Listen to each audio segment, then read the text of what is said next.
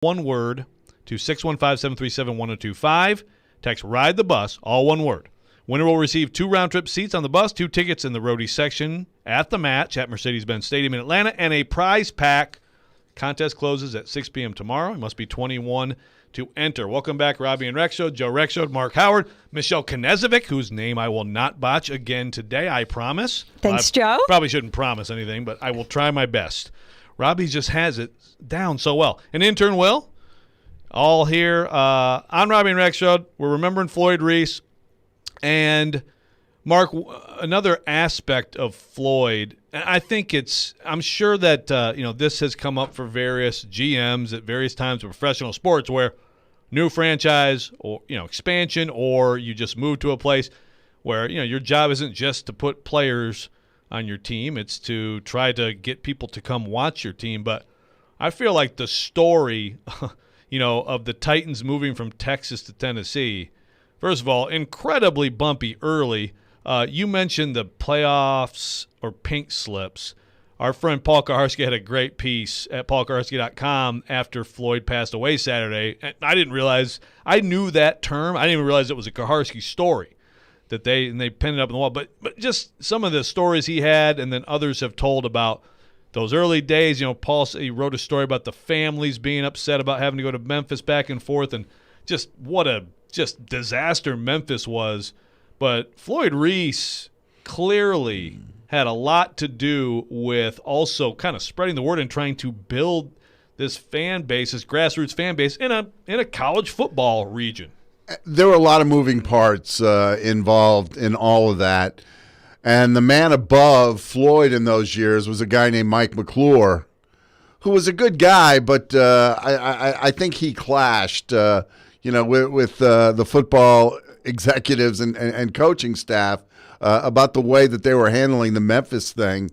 And it was tough. I mean, I always talk about, what really, cemented in Bud Adams' mind that the Titans were one and done in Memphis, that they would play at Vanderbilt in 98. They were supposed to play in Memphis in 97 and 98, and then, of course, the new stadium. But the last regular season game of the year, the Titans didn't go to the playoffs that year, but they won to finish 8-8, and Bruce Matthews with the classic line, we needed to score early to take the crowd out of the game because all these Steeler fans had shown up, and it was almost like Pittsburgh South, and for the players, never having really a home game and having to travel, and for the families, you're right. I thought Jeff and Floyd did a great job of trying not to make that a distraction, but I'll be honest with you. I mean, we didn't, as somebody new to covering the team, and Paul had at least been with them in Houston, so, he had a little more context. We didn't totally understand the whole, 8-8, slog that they were caught in for a few years, and how, Bud, it was driving Bud crazy, and he put that mandate down. So, yeah, we knew about the playoffs or pink slips, but, we had not lived with we were all so happy to have a team here. We didn't totally appreciate the magnitude of taking that step from 8-8 to playoff team. But yeah, they managed to get through the transition. Important guys stayed with the franchise. The only real important player I think they lost in the mid to late 90s was Michael Barrow, who was a really good linebacker who went to the Giants. But Floyd, again, had those good drafts. And, I always said, Titans fans kind of got spoiled because the first year they're in the stadium, they make the run to the Super Bowl. The Music City Miracle happens. They win at Indy. They win at Jacksonville. They almost win the Super Bowl. And then, the 2000 season, what are you going to do for an encore? They have a great regular season and just lose that heartbreaking game against the Ravens. But, after that, the bar was set pretty high. But at the time, you're right. Paul did a good job of really putting into context, that whole playoff or pink slips thing, because a lot of us didn't know how big an issue it really was. So when you consider Floyd, because a lot of people were a part of that, a lot of people have been a part of other things in this city in terms of making it, the major league city it is today. I mean, how does Floyd fit into that picture? He's huge. He built that team. He was smart enough to give, and maybe part of it was Bud too, of giving Jeff Fisher the autonomy to hire and fire as he pleased with his staff. There wasn't a lot of clashing over that. There were clashing over draft picks. That seemed to be, sort of the territory they fought over. But Floyd was huge, not only because of what he built, but also how he helped. Like you said, he helped sell the team. And even though it was the NFL, and the NFL to a certain degree sells itself, he was a great ambassador for the franchise and for the league. And he was a lot of people's entree into pro sports in this town. And I think it, just like David Poyle, very important, that David, being the person that he is, was really the perfect guy, to come to Nashville and bring a hockey franchise in, as well as Barry Trotz.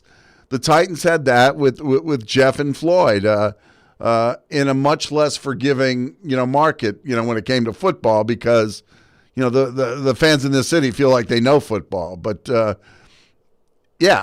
of it came together, and, that stadium became a really great place to be, especially the first 4 or 5 years after it was built. Yeah, well, again, from afar, from my perspective, I remember, just watching games on TV from Adelphia, and I'm like, oh my gosh, they've got like a Tennessee Vols college crowd at an NFL exactly, stadium. I mean, it was absolutely like one of the stories of the league was like, holy cow. But as you said, I mean, it helps when all of a sudden you have this team that all comes together, and it's such a good team, right? And the thing, the one thing about Nashville that I learned early on, I got here in 1986, and even though, this is primarily Tennessee volunteer country, the city is segmented. There are TSU fans, there are Vandy fans, there are Alabama fans, there are Kentucky fans. You can divide that up, a lot of different ways. And, when it came to the NFL, at first, when I was at Channel 5, before we got a franchise, we used to do surveys. What's your favorite team? And the Steelers were always big, the Falcons, the Cowboys, the Bears, believe it or not, going back to Bill Wade, who was a big star at Vanderbilt. Yeah. Won an NFL championship with the Bears in 1963. So this city was sort of divided, but the Titans became everybody's team. And that was a byproduct of what Floyd Reese, was able to accomplish. If you'd like to get in on the conversation, text or call the text line driven by WilsonCountyHyundai.com. A little bit off topic here on the text line, but important to mention. From Ben. Humphreys County here. Please be safe if you come out here to help with this flooding catastrophe. We need people, equipment for weeks to come, so don't be shy. All donations welcome, except we have plenty of clothes already. This is according to Ben. Thanks and God bless.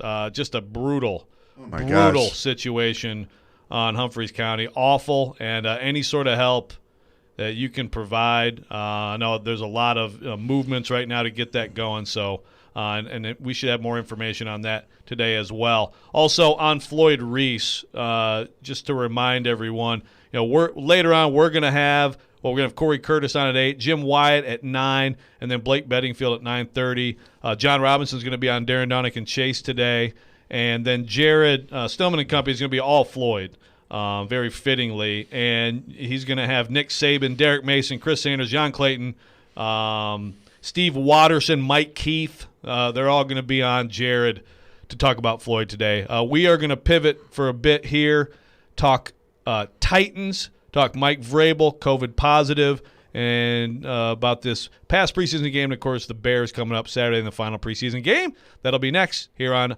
Robby and Rexrode. Joe Rexrode, Mark Howard, Michelle Knezovic, intern Will.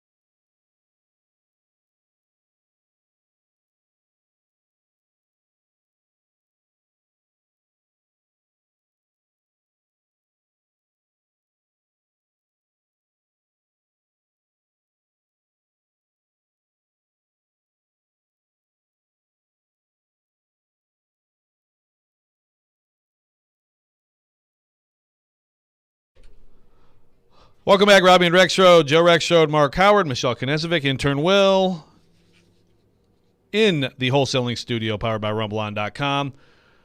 We're going to talk some Titans here and some Mike Vrabel. Mike Vrabel, Mark, has a press conference yesterday. It goes from it's going to be an in-person press conference at noon. It's going to be a Zoom press conference, which for me, still in Florida, not back yet. I was like, okay, well, I can participate or watch it. And, of course, Mike comes on and immediately announces that he had just tested positive for COVID-19. He had a sore throat and an earache in the morning and tested positive. And as of now, there are no other positives known. I know that, I can tell you that today, media covering Titans, we took our tests. I went and got the swab right before the show started. So, there's a lot of waiting on that. But in the meantime, Mike Vrabel, who, of course, is vaccinated. I think every coach in this league, at least coach who deals with players, is vaccinated. But this does bring up it brings up the short-term situation for the Titans. It's going to be very different for the Titans. I'm interested to go out there today at the practice field and not have Vrabel and that voice commanding everything and, leading the team. Well, when he had been away from the team previously, as you know, he had special teams coordinator Craig Aukerman, pretty much running the show. This time around, it would make sense to me to have Jim Schwartz, who does not have a specific duty, to maybe be there in his stead. And Jim, of course, has been a head coach. But like I said, I'm not out there every day like you are, but that would be my best guess. But he has to have 2 positive tests or 2 negative tests, right? In 48 hours. And then what? He still has to sit out 10 days? Well, no, if you get the 2 negatives 2 negatives in 48, then you're good. Oh, okay. Yeah. All right. If not, then it's 10 days. Okay. It's basically whatever comes first. And like he said, as of yesterday, he had the PCR test, which is more accurate, that he was waiting on today. He expects it to be positive because I think he had already had 2 tests as of yesterday. A couple of things come up with this. One is, clearly with the vaccine, you're still able to – there's transmission, probably more than some people thought or hoped. It's also – I think, and hopefully Vrabel will be like he was yesterday with a slight cough and joking around about being in Lake Amulet yelling at the guys from afar. And, the point of the vaccine is to protect you so that, you don't have serious issues. And sadly in this city, we've got examples of, the people who are unvaccinated having serious issues and passing away at times. Saturday, talk about losing Floyd. The city took a double whack. Phil Valentine, not on this station, obviously, but a pretty influential radio voice, not only locally but nationally, somebody that I've known for 30 years and was friendly with, didn't always agree, with his politics and whatever, but a guy who told his listeners, advised his listeners, not to get vaccinated, advised against it. Didn't get vaccinated and died of COVID-19 at age 61, otherwise healthy, before contracting the COVID-19. And that one really stayed with me, I got to admit. It's just awful and unnecessary. But yeah, and then Vrabel, of course, we find out on Sunday. Yeah, no, there's just too many stories right now, and in particular, stories from people. A nurse at Vanderbilt last week just was compelled to do a video. And the Tennessean picked it up. That's where I saw it. But basically, just about she was emotional and broken down from watching people who refuse to get vaccinated pass away, and of course the ICU full, and which of course affects other people who may need to come in for serious things. It's the same thing we talk about over and over again. But she said, there are people who are testing positive, and those people are the ones that go home and hug their spouse and their kids again. So the way the Vrabel thing fits into this, of course, as you said earlier, Mark, the Bucs now are hoping that there's not like an outbreak because of this. And I think people talking to each other outside is a lot better than talking to each other close inside. But that's going to be something to follow. Obviously, the Titans and the rest of the organization. And then the question of, look, the vaccinations, we know that teams that aren't vaccinated get punished, right? The NFL has drawn a hard line on that. But certainly it's possible that there's going to be another year of like positive tests and people with COVID and disruptions, or at least disruptions to rosters going into games and so on. I mean, it looks like another mess. And it's going to be really interesting, whether it's the pro game or the college game, what's going to happen when teams have to start forfeiting games if that situation presents itself. Yeah, well, so that's the thing. I mean, it feels like the NFL has done incredibly well, right? I mean, look, that mandate essentially, not a mandate, but it was like putting down the stakes has been tremendous. I mean, the league has gotten vaccinated at a very high rate. Now, in college, it's been a little bit more up and down. You see Brian Harsin at Auburn, positive with COVID-19, and a guy who apparently just has not been pushing his team to get the vaccine, which to me is like outrageously irresponsible of him. You got Lane Kiffin and 100% at Ole Miss. I mean, it's these coaches can have a lot of say in this and helping people be safe. And so in the college game, I think you're gonna have some variance, but in the NFL. I mean, I don't know the latest numbers of the worst teams, but they're not bad either. They're pretty high. So that's going to be just really interesting to see how it goes. Well, the story about Ron Rivera, who is immunocompromised because he's coming off of cancer treatment, and his frustrations about the unvaccinated players on his team. Because it puts him in danger. It's not so much, about you. It's about other people. And some people fail to grasp that. I don't get it. I just don't. I don't want to, set off a whole other political argument, which is ridiculous to me. But it's not politics, though. I know some people have made it politics, unfortunately. Yeah. But, I've been – I got my third vaccination and I feel like I can go around without a mask and feel pretty safe about it. You got the booster? Yeah. Yeah. Okay. Yeah. Well, and that's good. I mean, as soon as I can get more, I'll take it. I mean, it's safe and it's been incredibly effective. As far as the Titans, first of all, we have a team right now. You saw it Saturday. A lot of those starters on defense were out on the field. But, I mean, I haven't seen the starting offensive line in a long time. Haven't seen Julio Jones on the field in a long time. A.J. Brown, not much. Derrick Henry, to me, is a different situation. That's, put him on ice. See you September 12th. But there's a lot, there are a lot of guys who are a little bit banged up, nicked up, nothing serious, but haven't been around. And now your head coach is not going to be on the practice field during a pretty important time. What's the football concern level there? They've gone, 16, 17 practices without the offense practicing as a whole. And, keep Derrick Henry in bubble wrap, until the Arizona game. But let's face it, with Julio Jones, he ran before the Tampa game. But there's an injury there. There's something. Maybe during the regular season he'd be playing, right. But I don't know if we're going to see him, against the Bears on Saturday. We're going to see most of the starters play 5 to 15 snaps on Saturday. We'll see Tannehill for the first time. But, the offensive line, we're seeing their offensive line depth not very good.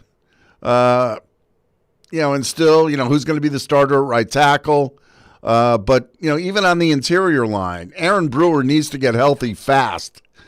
Because their depth doesn't look very good right now in that area. So, even though the Titans are 2-0, having a lot of touchdown, as you stated, there are some areas of the team that look really good. Wide receiver, Mason Kinsey, doing Rudy, the NFL version, but he's probably not going to make the team. But they've got a lot of depth at wide receiver, even outside linebacker, even at rush linebacker. They look pretty good. But other areas, we're going to have to wait and see. I like, what I'm seeing on the D-line. Tier Tart, just an incredible transformation in his second season. But who's going to be their fourth defensive lineman? We're not sure yet. So we thought it was going to be Naquan Jones as maybe the highest profile undrafted free agent, but others have jumped ahead of him. So, yeah, there are areas of this team that look really good, and then there are other areas of this team, largely to me, the offensive line, that are concerning, and the cornerback position continues to be sort of a work in progress. We're going to get into that and really dig in on what we saw Saturday night and takeaways moving forward into this Bears game. We'll be right back. Robby and Rexrode, ESPN 102.5 The Game. And here is a word from Robby on FanDuel.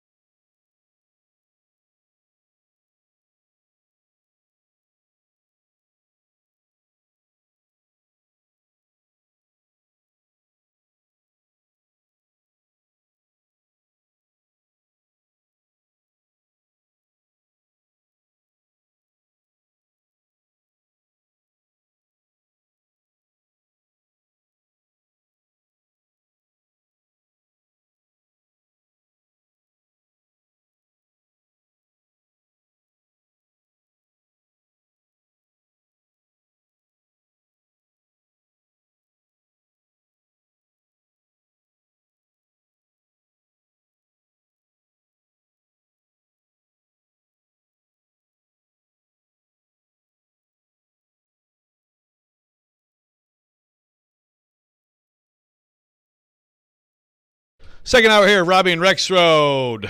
Joe Rexrode, Mark Howard, Michelle Knezovic, intern Will, and we are talking some Titans, some preseason Titans. 34-3 win, Mark, over the Super Bowl champion Bucks. I was in the stadium. It was a very good crowd. They did not have a lot to cheer about. I actually felt bad for them from the start because They were in for a night of, Kyle Trask and O.J. Howard dropping passes and things like that, and a lot of guys who won't matter at all, of course, for that team. It's the same thing true of the Titans, although the Titans have had a lot of participation from defensive regulars. I believe I counted up seven guys I believe will start, and I tell you what, I'm not discounting Elijah Molden either. But I do. It's interesting hearing Mike Vrabel after the game, and then even yesterday.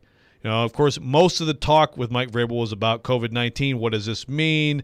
And you may be right. It'll be interesting to see on Jim Schwartz.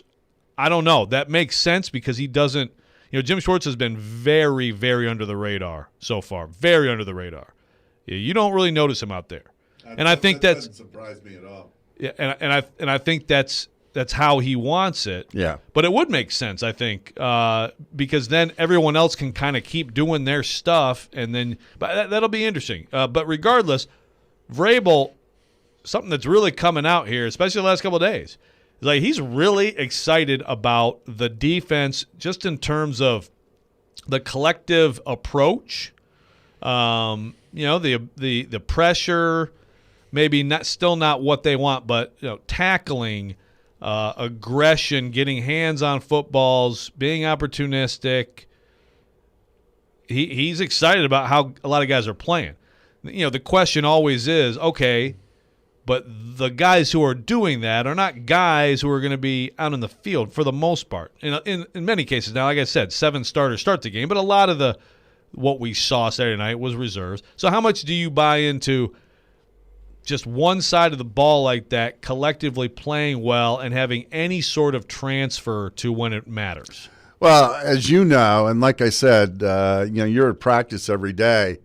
So one of the odd things about this team is that the players who have really shined in practice haven't necessarily stood out in games. But you look, for instance, in the secondary, and Molden sooner or later is going to be their slot guy, it seems like. But you're concerned about Christian Fulton, who to me is still inconsistent at best. Caleb Farley looked like a guy who was playing his first game in a while. So we'll give him some grace. And then, you look at inside linebacker. Will David Long, take snaps away from Rashawn Evans, whose option year wasn't picked up? That to me, is kind of interesting. And then, you've got, who's the fourth rush linebacker going to be? John Simon, again, flashed. He showed ability against the run and the pass. And, they've got, Harold Landry, of course. I'm not a huge Harold Landry guy.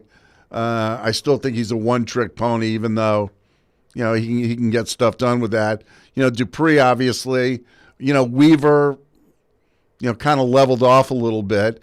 And then after that, you've got Simon.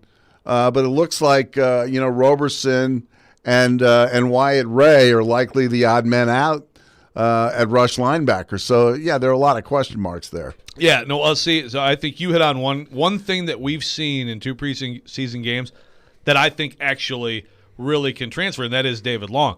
And I think you're absolutely right. I mean, look, Rashawn Evans has had a role on third down. I think David Long, the way he is playing, he's worked hard on pass coverage, but, he had a big moment in pass rush in a blitz the other day too. I think he and his speed are going to be a factor. I think Rashad Weaver will be too in some way, but I agree with you. Obviously, he was the story of the first game, not as effective the other night. Well, and, we talked about Naquan Jones.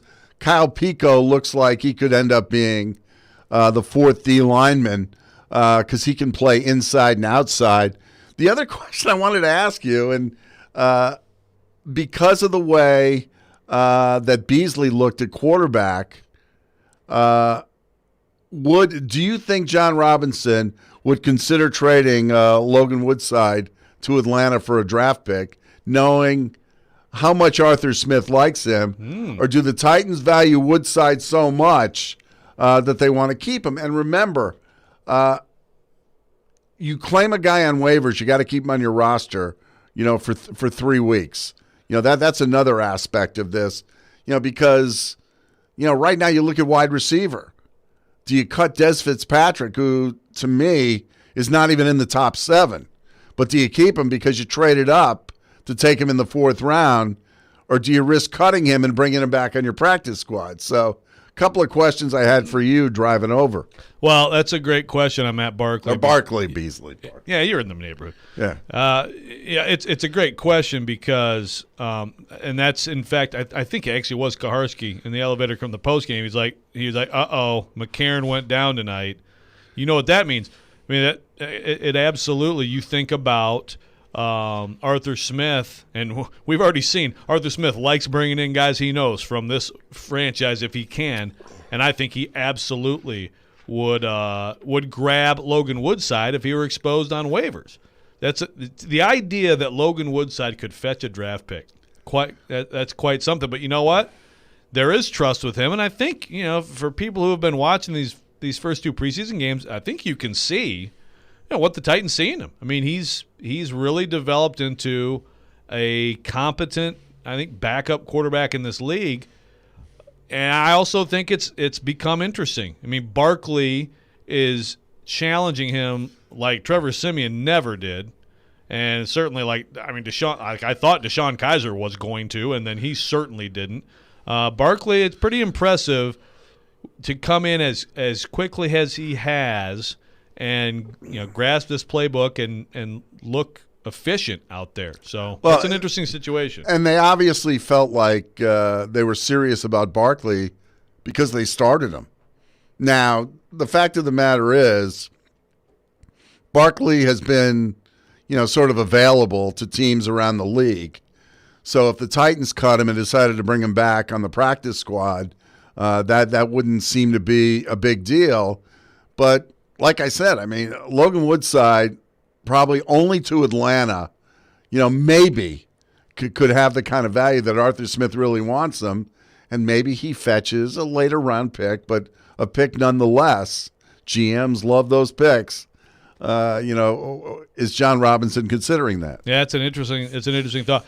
Yeah, if not, and I think, hey, it's worth a thought if you feel good now about Barkley. And you're right. That's the thing to keep in mind with Barkley is, I mean, he's been around this league, right? I mean, a lot of people have said, nah, thanks, no thanks. But I have been impressed with him. I just, to me, if there's no trade that you're mentioning there, I think Barkley would have to still well outperform Woodside to be the 2. Oh, yeah. And he's not there yet, and I don't know that he'll get there. Again, he's made it interesting. Good for him. But I just think Woodside is one of those players on this roster that I just think is very trusted, but also I think is very liked by the coaches. And I just think that's going to be hard to uproot. And like you said, if you flip it around and you keep Barkley and expose Woodside, well, there's one franchise you feel like really might jump in there. Other way around, are you concerned about someone? I mean, and if someone does grab Barkley, is that the end of the world? No, it'd be great to have him on your scout team, basically on the practice squad, like some of these receivers I think will be. And then, your Des Fitzpatrick question, it's really interesting. I agree with you. I've got to do a 53 for tomorrow for the Athletic, and I'm struggling with that one because, I feel like what we saw with Racey McMath the other night was he didn't play any offense. What that tells me, and I could be misreading it, but what it tells me is the Titans are just going to hope to get him on the practice squad. Cut him and sneak him on the practice squad. Yeah, absolutely. But with Des Fitzpatrick, he had a touchdown. Good for him. Vrabel talked about how an early rep, he missed a block or was weak with a block. They were unhappy. I think that's been one of the things with him. But he had a better block later. It's been a crazy, some years, Joe, as you know, you get some surprises at certain positions, and Marcus Johnson and Chester Rogers have both been pleasant surprises for the Titans, which is why Mason Kinsey, and I love the way you stated it on Twitter.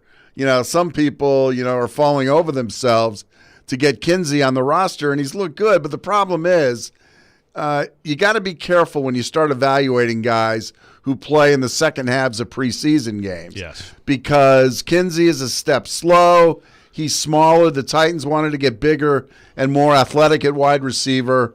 He doesn't really seem to fit the profile of what they're looking for at that position. But you said so-and-so did a lot to enhance his chances of making the team. So did so-and-so. And Mason Kinsey got some good video for himself. Yeah. I mean, look.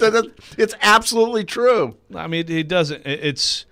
It's not in another camp. There are other teams out there. Like if Mason Kinsey were with the Detroit Lions right now, I'd like him to make the team. You know? Yeah. Absolutely. And there are other. This is just not the year. And in a lot of years, it is the year to be trying to make the Titans as a receiver. This is not it. And Mason Kinsey's not going to be on the active roster, but he's been a great story. And I think he absolutely. I think the Titans would love to have him on the practice squad, and he may. He may get out there and help himself. Again, Khalif Raymond a few years ago didn't do much with the Giants, but he did enough for the Titans to notice him. Someone in the Titans org noticed him. What happened? They brought him over and he made plays for that team. That could happen to Mason Kinsey, but he's not going to be on this active roster. Well, and I also think too, his numbers look good, and yeah, he caught the ball coming out of the backfield, but Sargent, I don't think is going to be on this roster either. I just don't see it. They like Jeremy McNichols, as you wrote, I believe. Jeremy McNichols, they trust in pass pro. He can run the ball a little bit. Beware of running backs who excel in the third and fourth quarters of preseason games. You can get a little bit over the top on them, and traditionally they don't make the roster. You can, but actually, I'm a little interested in Sargent. I'm a little interested. We're gonna pick that up on the other side. Talk about 3 players who are rising, 3 who are falling after Saturday's game here on Robby and Rexrode, ESPN 102.5 The Game. Yeah. Well, is it Mekhi or Mackay? Okay.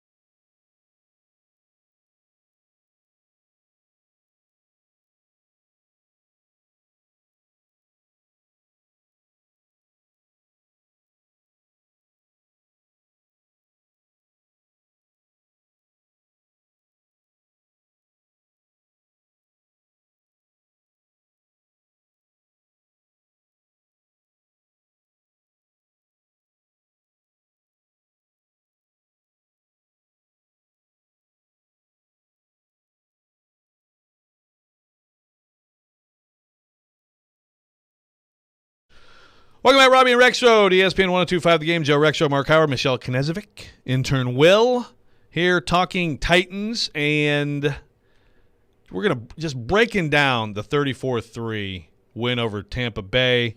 Get your hotel rooms in Los Angeles, Titans fans. I mean, how could you not? How could you not take this as a Super Bowl guarantee, right? Yeah.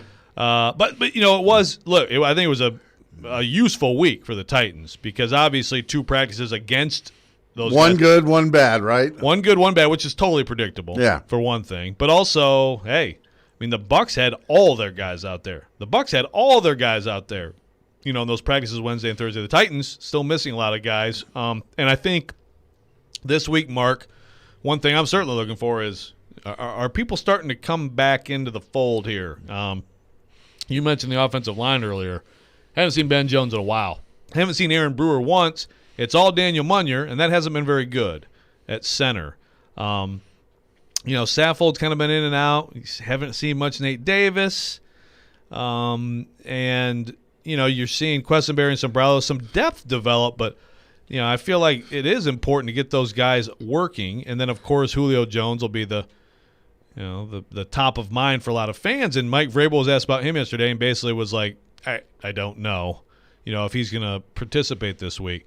But in the meantime, I came up with kind of 3 and 3 for Saturday. 3 players who I think really took a step forward. And I'm talking step forward to help this team. And 3 who went the other way. Okay, so I am going – let's just start with Sargent because I think it's very interesting. Mekhi Sargent, I hear what you're saying on, second half running backs or whoever in this league. You got to be careful. I'm going to tell you right now, Mekhi Sargent is a more effective, explosive ball carrier than Jeremy McNichols. He is absolutely more talented with the ball in his hands than Jeremy McNichols. So if you're judging him like that, I'm picking Mekhi Sargent over Jeremy McNichols every time. I love how he runs the ball, and we've seen this in practice all through camp. He is a very physical. I think actually Glennon tweeted this out. 67 of his 76 yards after the contact, something like that. I mean, he was impressive. He's been impressive. The question with him is, it's what you said, pass pro. There's trust for McNichols. And at this point, I would still favor McNichols because Brian Hill to me is, and I'm going to put him in the other category, on the falling category, although it's kind of been that way for a while. But I think you saw the contrast the other night. I mean, Brian Hill's not going to make this team. He just hasn't really made much of an impact. I thought that was a nice pickup from the Falcons. I don't see it. But McNichols, there's trust. Can Sargent as a rookie earn the kind of trust where if Darrington Evans is hurt again and they need a third down back, they feel like they can put him in. And then there you go. You shook your head, and I agree. I mean, Darrington Evans is making us crazy. Yeah. No doubt. I mean, Darrington Evans, it's been a brutal start for him on the health front. And anyone who watched the early stages of that game in Atlanta saw what we've seen in camp. He has a different gear than everybody else.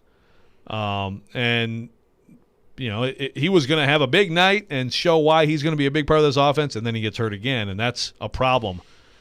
I feel like in a pinch, if you need someone to make some plays for you, I would much rather have Sargent than McNichols. It's just the pass pro aspect. So I still consider him. I'm not discounting him though. A Kinsey, I'm saying, hey, nice practice squad guy.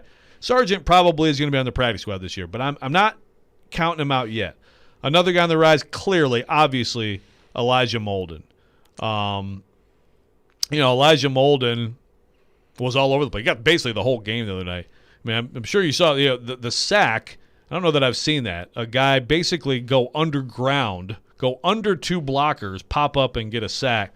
But also just, he blew up a screen, just tackling well, sticky coverage on those short routes. He looks like a slot corner. Yeah, and he's a guy who's not off the charts in terms of his physical ability, but you can tell that his football instincts are fantastic.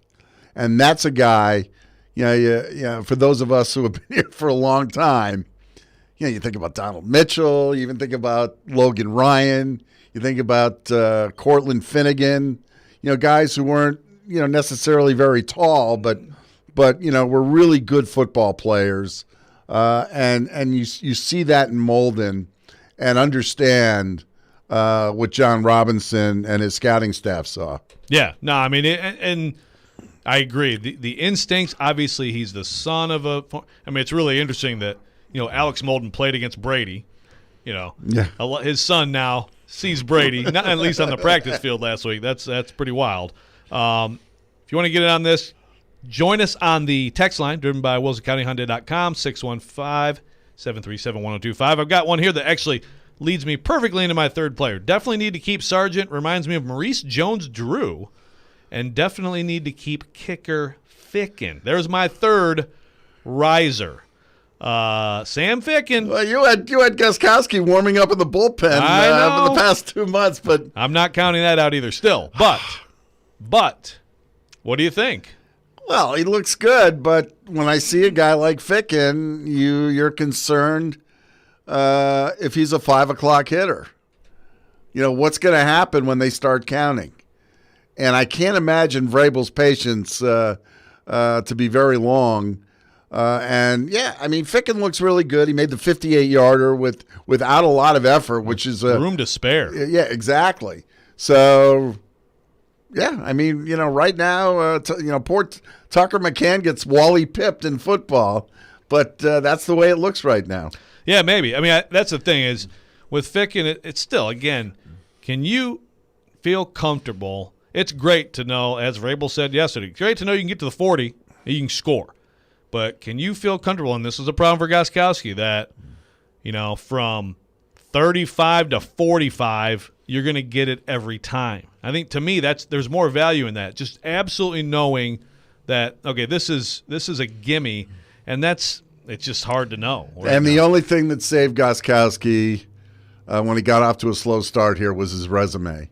That they knew that, he was probably going to, eventually, sort of ascend to the mean and be the guy that we've seen for a lot of time. But with Ficken, right now, there's no reason not to keep him. And the thing that John Robinson loves is that he's going to be cheap too. Right. Yeah. Look, McCann, it's brutal for McCann because I think as soon as Ficken arrived, McCann was a little bit better than him in practice, and McCann looked great in Atlanta. He was down the middle. Ficken had almost missed an extra point, and he's kind of been like that here and there. He'll push one that's problematic, but McCann was looking great. Then he gets hurt. This is another thing to watch this week. How quickly can he get back out there? Because if he's not going to get out there and Ficken's going to get all these reps and keep being consistent, then at some point it's going to be hard to uproot him. On the falling side, go ahead. No, I was going to say, especially in this kicking competition, all you think about with these kickers is their last attempt. And body of work, of course, is important, but, Ficken made a big impression, no doubt, in Tampa. On the falling side, Dylan Raduns was a guy who I had as a riser coming out of Atlanta. He got a ton of work in that game, and a ton of work at right tackle. Where that's the spot that they'd like him to start to seize. Joe Tryon beat him up a little bit the other night, and listen, you can have a couple bad snaps and get humiliated like that. It doesn't mean you had an all around bad game, but I thought in pass protection it was more than that. He had some issues. Now, I don't know what you think about Pro Football Focus. If you subscribe to the Pro Football Focus grades and whatnot, John Glennon tweets them out every 5 minutes, so I always am aware of them. But Dylan Raduns is one of the highest rated players on the Titans team, according to PFF, including now his run blocking grade is very high, which I can buy. They ran the ball pretty well for backup offensive line against a defensive line, but I just thought it was a step backwards still, and another example of rookie offensive lineman. Are you really going to be comfortable with him out there? Well, and at plus, right tackle for you this year? Yeah, and or at this point, pass rushers were getting under his pads and really at times manhandling him.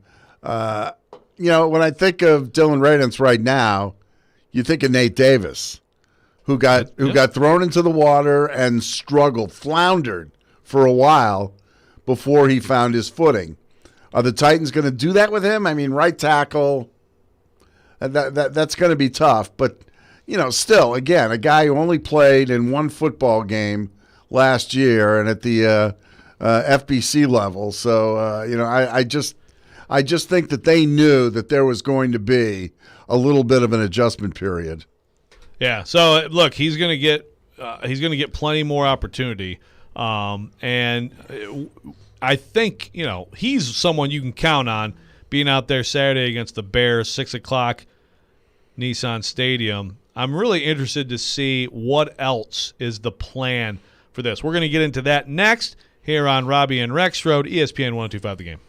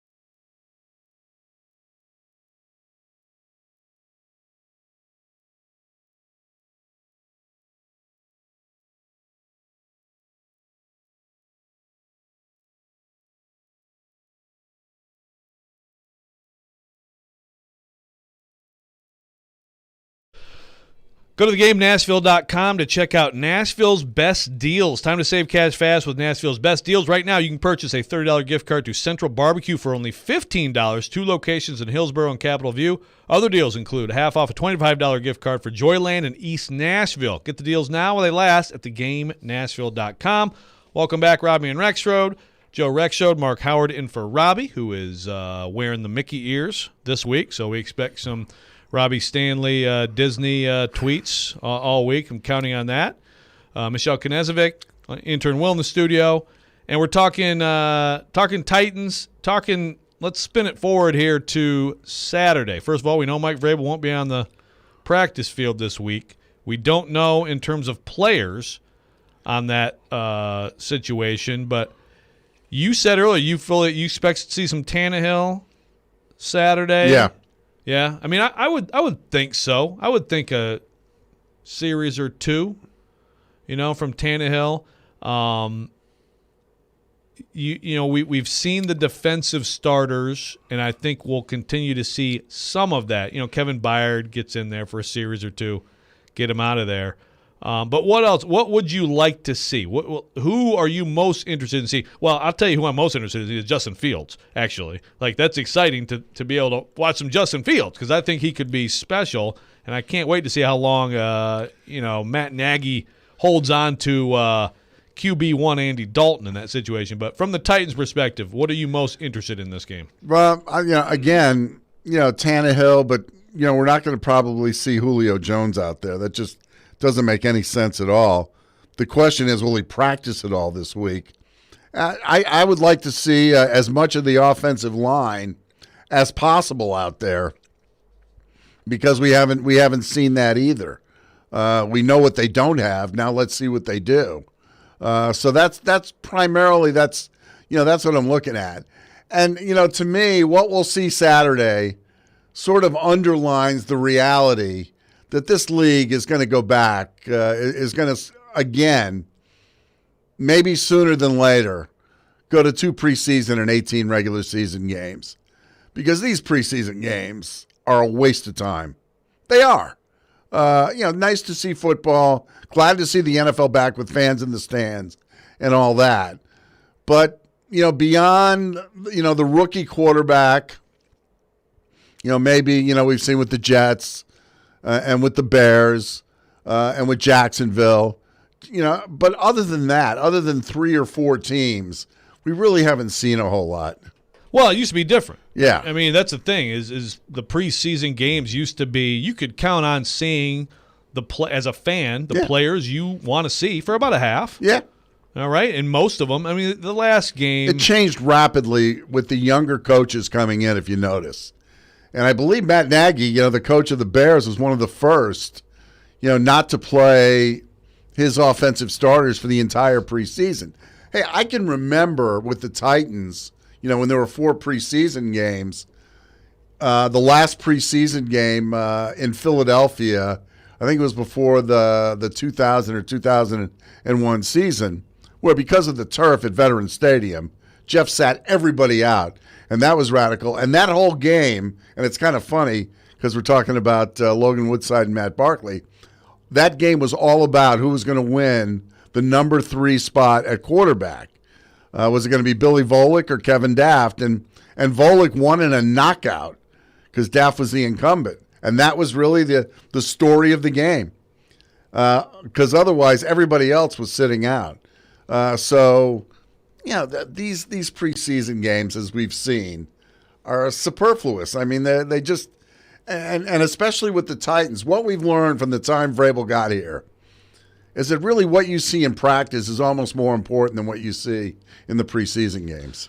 Yeah, no doubt. And Vrabel's very much on the not willing to risk, which I can't blame any coach for having that outlook. It's just smart, and and the concept of making the offensive linemen wear knee braces. I get all that. You do not want to lose a starter in a preseason game. That now to coaches is absolutely the worst.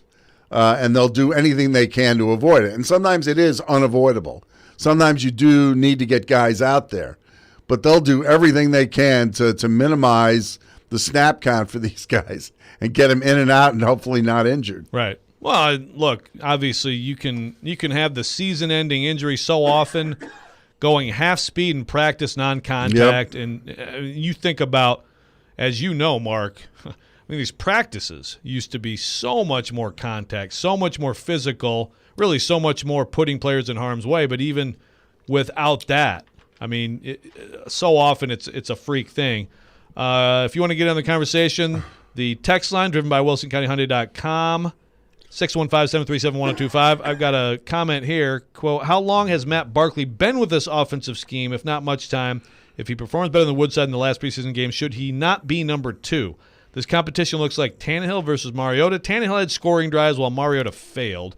Well, first of all, I mean, Woodside was, 7 for 8 the other night? And he missed one pass. He didn't look great early. It was an interesting – I don't know that I've seen that, by the way. You know, Woodside started, Barkley comes in real early, and then they go back and forth. I don't know that I can recall seeing that as a strategy. But to me, it kind of told me that, you know, first of all, these coaches are really getting a look here at Barkley. I mean, and it's pushing Woodside, of course. But I don't know if I necessarily agree with that characterization that, like, Barkley is blowing Woodside away. I thought it was probably a step forward for him in the competition the other night. Well, it showed to me that Barkley's got a better throwing arm than Woodside does. And the truth of the matter is, Barkley's been a starter in this league. Not always for good teams, but he has had a modicum of success in a few different places. And to me, he is sort of the prototypical number 2. You know, a guy who has had some experience as a number 1, but in a pinch could go in there and you don't feel totally, outclassed and without a chance. Yeah, no, I mean, look, the question is always really like, okay, if Ryan Tannehill or whoever your starter is goes out for, obviously if it's an extended period of time, then you probably kiss it goodbye anyway. For most teams. Most teams don't have good backup quarterbacks. There aren't many people who can play quarterback in the world, right? But if it's a couple weeks, 2, 3, can this person come in and cobble together enough good series, manage a game, get you a win? And look, you're right. Barkley has more of a track record, obviously, by far, in terms of having some success in this league on the field in real games. I still think, though, that Woodside is very highly regarded in this organization, and I think he has proved it every day now for years. I still think, Joe, one of the things that we're going to see this year with 17 games is the attrition factor and where it strikes certain teams. And I'm not saying they're not preparing for it, but to me, it isn't talked about enough. You know, people talk about the 16-game season. Even extending it by a game makes it a much tougher gauntlet to run. And in terms of a team's health, by the end of the season, it's going to be interesting to see the effect on teams that play 17 games and then have to, manage a postseason. Oh, no doubt. Look, I mean, even with Derrick Henry, again, it's one more game, but I really expect the Titans to they'll never confirm any kind of pitch count or anything like that, but to be more mindful of load management throughout the year, because it's not just getting through the 17 games. It's also like you want Derrick Henry to be full bore Derrick Henry in January when you expect to be playing in postseason games.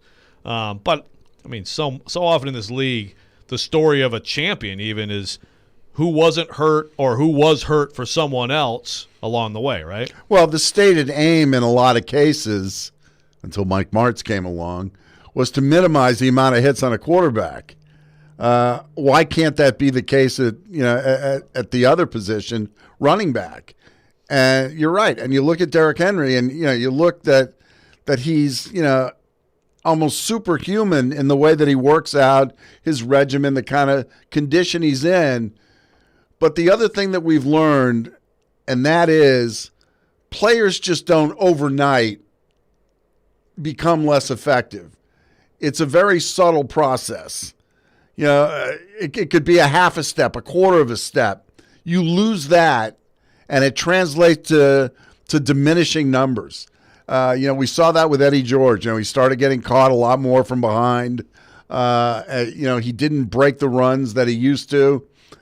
It's going to be interesting to see at what point does Henry hit the wall, and how much does Vrabel's load management help him as he progresses through a season. Yeah, I think that's look, I don't feel like he's within view of the wall based on watching him, but as you said, it can happen fast, and that position is – he delivers more punishment than he takes, but it's still a heavy contact position. That's just even at 6'3", 250. I think the one good thing about Derrick Henry's situation is that at the front end of his career when he got here, and DeMarco Murray, was the go-to guy, Henry didn't get a lot of carries his first couple of years, and now the Titans are sort of reaping those benefits, I think, because of that. Yeah. He was the number 3 back for part of a week in his third season, which is an incredible to think about. All right, we come back here on Robby and Rex Show. It'll be the Rex Rant. It'll be a quick one today, but maybe I can get Mark ranting here on Robby and Rex Show, ESPN 102.5 The Game.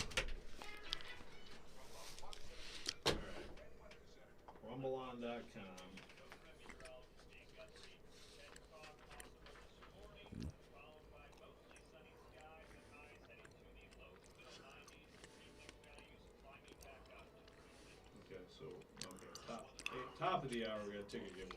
All right.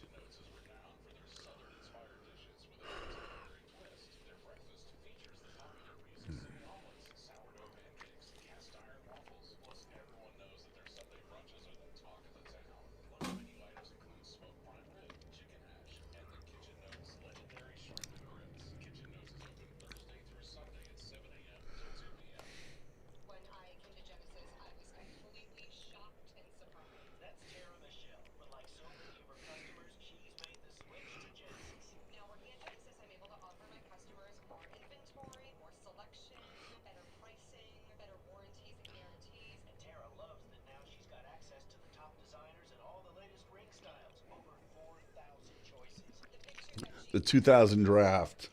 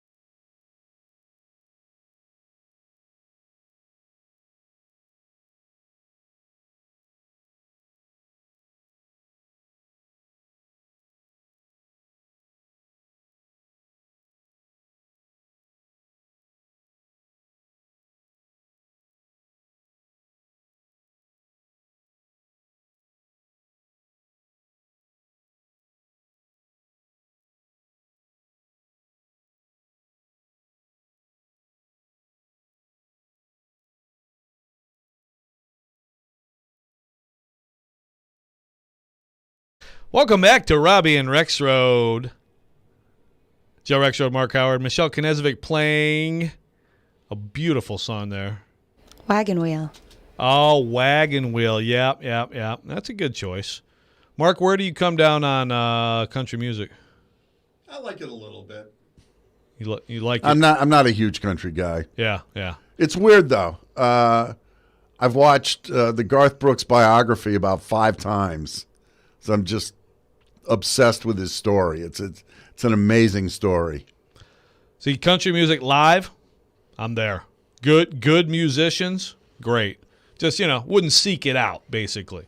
But anyway, this is time for the Rex rant. I don't have a lot this week. I need to take a break from complaining about children not doing chores or children not taking Gus and Quinn out for walks and, cleaning up poop in the house. Look, here's another. I have 3 dogs, so I live that. You can relate. I can't just completely ignore what is going on really in society and has been for a long time. And as we look now at this football season, Mark, it's just, it's going to be different, and in some ways it's absolutely going to be better, but it's going to be another slog this year in football and COVID. And, the vaccine conversations are complicated to an extent. I was visiting, I went to Florida for the game, and I saw my grandmother, who's 93 years old, who thankfully is vaccinated, and I'm vaccinated, so we could be with each other and feel relatively good about doing that. But, she was telling me about a friend of hers. All of her friends, she has a 99-year-old friend who actually fell this weekend. She had to go help her out. Still driving until recently, her 99-year-old friend. But they have a friend, so they all got vaccinated the first chance you get vaccinated, except for one friend of theirs who, and it's purely politics, and they're just very upset, but she won't do it. So, listen, the vaccine is one thing. I just want to say something really fast on the conversation, and this goes to my county, Williamson County, along with many others, but in particular, we had a very contentious school board meeting. A little bit. With, Clay Travis continuing to be a complete moron when he talks about this stuff, but and not understanding that, again, we're talking about not spreading an infectious disease. So when people gather together inside and are close to each other, and then that is how they spread it, and then it gets to adults, and then it gets to people who do die, who don't get vaccinated, who know older people who spread it to them. It's why you do these things. If you want to just focus on the death rate, then that's fine. You can spin it your way. You're a moron. And I just have to say to anyone out there, this is a complicated issue in a lot of ways. But if you are so upset about your child wearing a mask, I don't want my kids wearing masks. You are softer than a freshly powdered baby's butt. Really. I can't imagine anything softer than the way some of these people are acting about their kids putting a piece of cloth over their face for a few hours. That's it. If you'd like to jump in on that, feel free. Or we can go back to sports. Well, I don't disagree with you. It angers me that this has become politicized because science has no biases. Science is self-correcting. The criticisms of doctors who have speculated on COVID-19 and haven't been right have been castigated, but people criticizing them seem to fail to understand that nobody really knew the course that this virus was going to take. And when you're in medicine, sometimes you're taking an educated guess. Just because you're a doctor doesn't mean you're always going to be right about that. Just as you're not always going to be right about a diagnosis. But it's crazy where they've taken this. And again, I was especially saddened by the passing of Phil Valentine, who was a guy who advised his audience on the radio, and he has, had a substantial following and audience not to get vaccinated, and put a lot of people in harm's way, in my opinion.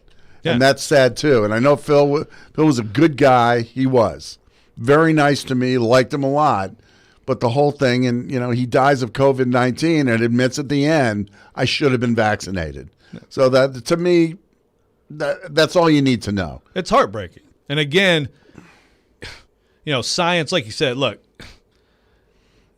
we in real time, we're trying to follow these people as they try to learn about this virus. It's actually been incredible. I think science has performed incredibly here. Like yes. The vaccine in that amount of time, but it's the world's science might coming together to do things that are really extraordinary. But of course they were wrong about things at first, and it's trial and error. And normally we hear about certain things from science after years of them studying it and figuring it out. And this has been real time. And then of course we have all the, the internet doctors and whatever. But it's misinformation. It's heartbreaking. I'm 64 years old, and I remember watching TV last week and seeing that contentious meeting in Williamson County and thinking, you know what? Now I know how society is going to end, because maybe the next virus or the virus after that, people are going to refuse to be vaccinated for political reasons or, not to listen to the science. And that could be the end of us. And, I hate to think that way, because I've got kids and I've got grandkids. And it's frightening, but yeah. Yeah, so it comes up again, obviously. Yeah. My rant was going to be for football announcers to stop calling first-year guys young rookies. With the exception of Chris Winkie, they're all young rookies. That's a good one, it's too. It's redundant. That's a good one, too. On the text line driven by WillsCountyHead.com, I have LOL, quote, "This is a complicated issue, but if you don't agree with me, you're a moron." Well, look, it is a complicated issue, and I think the vaccine is complicated in terms, especially early. To me, look, it wasn't easy to just say, "Hey, wow, this is so fast. Let's just go get it." We did. That's because I talked to people who are medical professionals who were like, "Yeah, it should be safe." But early on, you don't know. The thing with vaccines is if there's going to be an issue, it's early. It's very early, and now it's a complicated issue. It's not complicated in terms of, should you wear a mask? Should you do whatever you can to try to minimize a disease? Again, ask people who are at these hospitals who are full, who can't admit people who have serious issues because of COVID patients. That's what we're talking about. But people who want to spin it and really are harming people just infuriate me. So, yeah, I'm sorry. I was so looking forward to, at this time, never talking about COVID again. I had the mask put away. We all can relate to this. We're all living this together.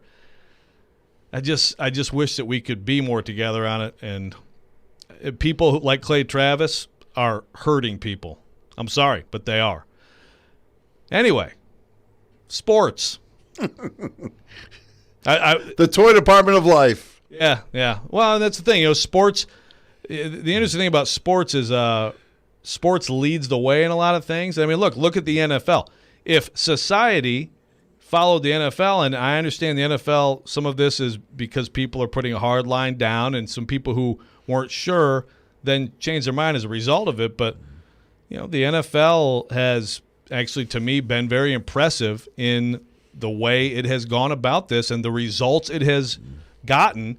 My question is, with this league, with obviously the vaccine not stopping people from being COVID positive, how is that going to look this year? We know about the forfeits if you don't have vaccinations at a certain level, but how much disruption are we looking at now? It's hard to say. We all try to make predictions on where the variant is going to take us, and I've heard a lot of people say, yeah, the numbers eventually will go down, but talk to people in Florida, talk to people in Texas. I don't know. I'm not going to sit here and tell you that I'm smart enough, to make predictions on this. But yeah, as far as vaccinations are concerned, we grew up playing sports with one of the requirements is you had to be vaccinated against certain things. Right. This isn't a whole lot different. No, exactly. Well, and that's the thing. Look, at some point, and some people have been saying this from the beginning, like, you have to live with this. You have to move forward. And really, I mean, society is a lot different than it was a year ago in that way, right? But you're going to have to get your vaccine for this. I mean, we've always been flu shot people in my family. I know some people aren't, but I mean, we get the flu shot, and the kids got all the vaccines, and this is going to be another one of them. But I don't like the way that every single thing now has to be seen by too many people. To me, and again, either side, through that lens, I think it's just really damaging. Yeah, I agree with you. And the misinformation is just crazy. Some of the stuff, that people are talking about like it's fact. And, yeah. Yeah. So there's the rant. We are going to get back into football and back into Floyd Reese, remembering Floyd Reese.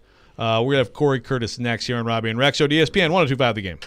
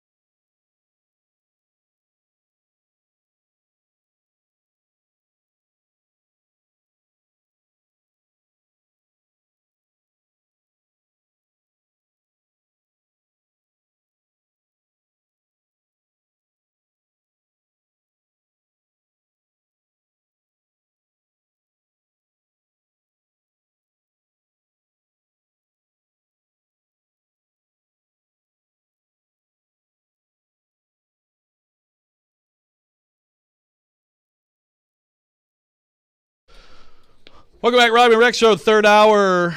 Joe Rexrode, Mark Howard, Michelle Knezovic, intern Will, and we have our Nashville Sounds ticket giveaway before we get to Corey Curtis. So, caller number 3 for the Nashville Sounds game this Sunday at First Horizon Park. Tickets will be emailed to the winner. Make sure the email address is correct. So make sure we have your email address. Give that to us. Caller 3. And now we are happy to bring in good friend and our regular Monday guest at 8 o'clock, Corey Curtis. Corey, how are you? I think we have Corey Curtis. All right, we're efforting Corey. Okay. Well, we will try to get back to Corey. Of course, Corey was I saw Corey in Florida. He was on the sideline. Does a great job, by the way, on the sideline gig. No, had a very nice tribute to Floyd Reese Saturday night as well during the broadcast. And of course, Corey was around here for much of his tenure as well with the Titans. Of course, we are remembering today Floyd Reese tragically passed away Saturday after a battle with cancer at age 73. Mark, on Floyd, we're going to have a lot more today on this station. You got John Robinson will be with Darren Donica Chase. We've got Keith Bullock also coming up at the bottom of this hour.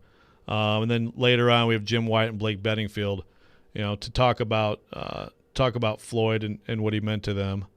Joe, I think there's a button you got to hit over there to get Corey. Oh, is that right? I've never done that before when we have a guest. What button is that? This is reality radio in real time. I'm pushing a button. You know what? We're gonna figure this out. All right, we're gonna figure this out. All right, we'll figure it out with Corey. Yeah, I hadn't done that before. I do see the phone is being. Well, let me just. I mean, maybe at the bottom. Corey? Nope. I don't know. I'm hearing ringing. All right. Well, we'll try to get Corey Curtis on. We'll figure out the issues. So Mark, on Floyd, if there's one thing that he did as Titans general manager that stands out to you as most impressive, what would that be? Well, the drafting of Javon Curse. Hold on. Oh. The drafting of Javon Curse changed everything.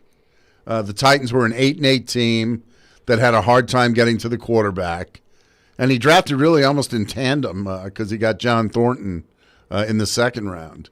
But Javon Curse changed the Titans' defense to one of the best in the league, right from the get-go. And that was really, literally a game changer. But he had set the foundations. He had built a lot of his offensive line in the previous 2 drafts. He got Benji Olsen in the late rounds. He got Kevin Long, his starting center, in the 7th round. So he did a really good. He had Bruce Matthews already there, of course, a Hall of Famer, but he had gotten John Runyon before that. And Brad Hopkins, perennial left tackle who played at a Pro Bowl level. But he built that team. But drafting Curse, the 99 class, really changed everything. All right, we have Corey Curtis on the line from News 2. Corey, how are you? I'm okay. Don't cut the blue wire. Cut the red wire. Yeah, I'm like smashing these buttons on this phone, and it brings me back to my flip phone days. All right, Andrew Luck. Yeah, yeah, there you go. So Corey, obviously, sad weekend for everyone who loves the Tennessee Titans, for a lot of people who love Floyd Reese and this city in general. To you, what does Floyd Reese mean to you, not just to the Titans, but also just, Nashville sports? Well, I think it's important to realize, I mean, there's a lot that goes into this question, so I will try not to go on too long. But you also have to realize when the Titans moved here, Bud Adams was not a heavy player. Okay, he wasn't here on boots on the ground day to day. It was Jeff Fisher and it was Floyd Reese, and those guys made it happen. I mean, and it was important to him. And Nashville was extremely important to Floyd. You know, it's why he came back here after he was done with the Patriots. This was his team. I mean, Bud Grant was extremely important to him with the Vikings. So was his time with the Lions. But this was his team. This was his town, and you know, he really felt a responsibility to make it happen here. And so, kind of that behind the scenes fatherly figure. And, you know, we could talk all day about his ability to bring in players. But, you know, that love of the city and love of the team never went away.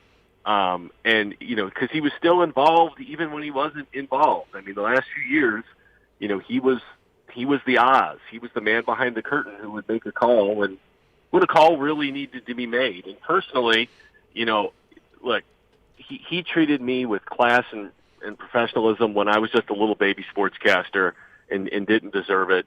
And, you know, I run a lot. Floyd ran 8 miles a day forever. It got a little bit slower towards the end. But I always knew when I went out to Crockett Park in Brentwood, one of the things I looked forward to is, am I going to see Floyd out there today and catch up with him for a few minutes? And, you know, I'll miss that. I always will. And, you know, Corey, you talk about the run that this team had really starting in 99 with that draft class. And, you know, Joe asked me the most impressive thing that he did, but what a game changer, you know, drafting Javon Curse was for this franchise, you know, launching them from a perennial 8-8 team to a playoff and Super Bowl contender. Well, Mark, I think one of the great things about him as well is there's a couple kinds of GMs. He was the kind who went out and found the best players and said, here, now go win. He understood how to build a football team. He understood how to recognize talent. You know, you brought up that draft. Was it 03 or 04 when he got Ruse and Stewart in the second and the fourth? Yeah. I mean, that was a pretty good day at the office, okay? I mean, that was bookend tackles. And that was one of the things I heard you talk about drafting guys in tandem. That was one of the things he would do. He would draft in tandem to make sure he had a better chance to hit on a position that he felt he really needed to hit on. I remember there was one year when they didn't have any pass rushers or defensive ends. They drafted 3 of them, I think all in the second round. Travis LeBoy, Bo Schobel, and Antoine Odom. Yep. Antoine Odom. And, you know, a couple of those guys wound up being good players, not great players. But he didn't have a lot of stinkers. And the ones that were stinkers, he kind of knew were stinkers when he made the pick. Yeah, that year he got the 2 tackles when he got Ruse and Big Country. He drafted 3 receivers. Remember that? Yeah, it was Roydell Williams, Courtney Robby, and kid from like Texas. Yeah, not Dominique Edison, or was it Dominique Edison? I can't Brandon remember. Jones. Brandon Jones from Oklahoma. Yeah. Who literally sacrificed an important part of his anatomy for the team. Yes, he did. And he also got Bo Scaife in that draft. It was a good tight end for them for a few years. Very good. So, you know, we haven't talked about Eugene Amano either. Yeah. Around 6 or 7. I mean, like I said, we can go on and on. So, Corey, I thought it was interesting, you know, obviously, you know, John Robinson talking about, you know, the fact that, and of course, John came and talked to us, you know, briefly after the game at the press conference, but about, you know, Floyd calling Steve Underwood 10 years after his last conversation with Steve Underwood and really the organization, and you know, vouching for John Robinson. And we talked about this earlier. You know, this team, this tenure even for John Robinson, does it bring, you know, Floyd, the way he did things, the way he looked at things, to mind for you? You know, I don't know if it's exactly the same. I mean, look, they definitely, you know, look for quality individuals, you know, quality people bringing with the organization. You know, and he doesn't have, you know, look, he's got his hits for sure, right? But I don't think he hasn't brought back a single first rounder yet, which, you know, he's going to have to do here soon, thankfully. But you know, he's going to have to put a few more skins on the wall, I think, but he's off to a good start. I mean, 5 straight winning seasons. But they've got the Patriot background. They know what to look for. So yeah, but I guess I have a hard time because Floyd to me is just a one of a kind. I mean, when you're personally invested in a guy, it's hard. I mean, John's done a really good job, and I view this. Look, it's not an extension of Floyd, but it kind of feels that way to me because this was the guy he wanted and thought could do the job and has largely done the job. Corey, when you think about Jeff and Floyd together, they were almost like an '80s rock band. Together they really. I mean, together they made beautiful music, but they definitely there was definitely a rift. And I was telling Joe, we all knew about it. There was nothing anybody really did to try to cover it up. I mean, we all knew it existed, especially the final few years. But I said it was sad to me that they were never able to mend fences. What are your thoughts on that? Well, I agree, and that goes back to the type of GM that he was. That he was the one who was gonna give him the players and say, look, I'm giving you the best players I can find. And we all know as coaches get into their jobs, the longer they're there, the more success they have. Usually, the more power they want and the more ability they want to shop at the store. Themselves. I think sometimes it's important, and I'm not just blaming Jeff on this, but sometimes it's important to take a step back and realize everybody's got their role, and maybe part of the reason I'm having my success is because of the quality of this person and the people that they're bringing me. And I don't know if anything else personally happened behind the scenes. I have a hard time believing it. I mean, Floyd, look, Floyd's a tough man, but Floyd was a gentleman, to the end, and so. Yeah, it is a shame because they're both so important to the city and to the organization. I mean, they're pillars. I look at, Floyd Reese, Jeff Fisher, Steve McNair, Eddie George as the real pillars over at Nissan Stadium. We asked Jeff for a comment and did not hear from him. And everybody has to deal with this sort of thing in their own way. So I'm not passing judgment on that, but I would have liked to have heard from him. Last thing, Corey, just wanted to get into the football real fast. First of all, I guess your prevailing takeaway from Saturday, but also, I mean, are you just giddy that you're going to get to see Justin Fields and the monsters of the Midway Saturday at Nissan Stadium? No, because I'm going to have to watch Andy Dalton as well. All right? Wow. Well, he won't be the starter for what, 2 weeks? Maybe 2 drives. Did you see how awful that was against Buffalo? I mean, that was bad. I was sat in my room getting ready for the game with that on, and that was tough. Look, we all see the same stuff, but I think the thing that excites me is when I watch Elijah Molden. I think he's got that football gene. You know what I'm talking about? Yep. There are great athletes who play football, great athletes who play basketball, and then there are guys who are football players. And Elijah Molden is a football player. I'm not calling him a honey badger, but he's like the honey badger, where this is what he does. It doesn't matter how big he is. It doesn't matter how small he is. This is the sport he plays, and he knows the nuances of it, and he loves the nuances of it.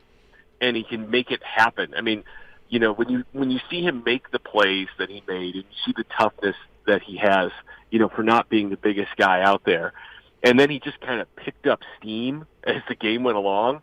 It just got to be like, wow, and I know it's one preseason game, but I always say about these preseason games, the guys that pop, they jump out at you, and you go, wow. And, he was, Rashad Weaver was that guy kind of in week 1, and he was that in week 2. And I look forward to watching his growth. And that backup quarterback competition, I didn't think it was much of a competition when they brought in Matt Barkley, but I kind of think it is now. I think, he's, we watched that touchdown throw to Mason Kinsey about 8 times last night. That was a heck of a throw. And the thing that struck me, Joe, I don't know about you, when Barkley came in the post-game room, he is a big dude. Yeah. He looks like a linebacker. And I know that's not everything when it comes to playing quarterback, but it's something. He is a great big dude with a strong arm. Yeah, no doubt. It has become interesting there. That will do it. Thank you so much, Corey, for bearing with us, and we'll see you out there this week. Don't cut the red wire. Cut the blue wire. If I'm involved in anything technical, you can pretty much count on something going wrong. But thanks, Corey. My brother did that in the Army. That was his job, like in Iraq, was setting off those bombs that they would make. And whenever I say cut the red wire or don't cut the red, it just drives him crazy. Because he said, we never cut any wires. We just wrapped them in C4 and blew them up. Corey Curtis, News 2. Thank you, sir. All right. Talk to you soon. Bye. And we will be back, react a little bit of what Corey said, talk a little bit about this quarterback situation. Robby and Rexrode, ESPN 102.5 The Game.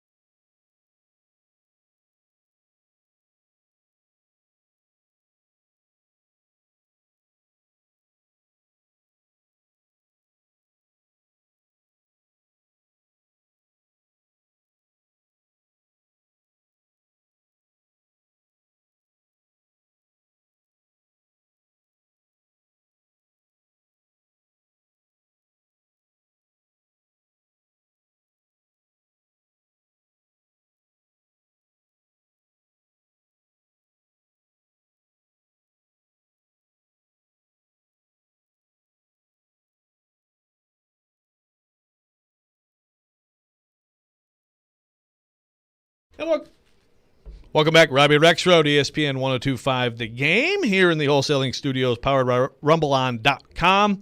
Joe Rexrode, Mark Howard, Michelle Knezovic, intern Will. Robby is at Disney all week, and I still haven't seen a tweeted pic, but hopefully we'll get that soon from Robby. Joey tweeted one out. Oh, he did? Well, see, that's the thing. Oh, sorry, I got. It's the whole family. They're at Animal Kingdom. It's amazing. Really? Oh, Animal Kingdom. Okay, that's. I mean, that's the thing. Have you been to like Disney Oh, World yeah. any Oh, recently? Yeah. Like Animal Kingdom's its own thing. Epcot's its own thing. I went to Disney World in 1976. Wow. And then again with my son, probably about 7 years ago. A little bit different. Yes. But it's still a small world after all. That's right. That's still holding strong. There you go.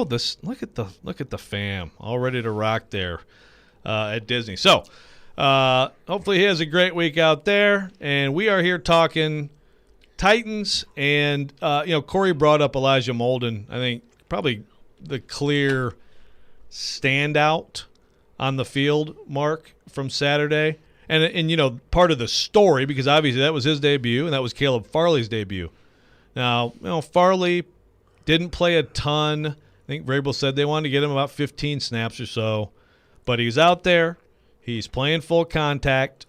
I think in drills and practice on a regular basis, he's impressive. I mean, the length, the speed, the change of direction. He looks like a CB1 potentially in this league at some point.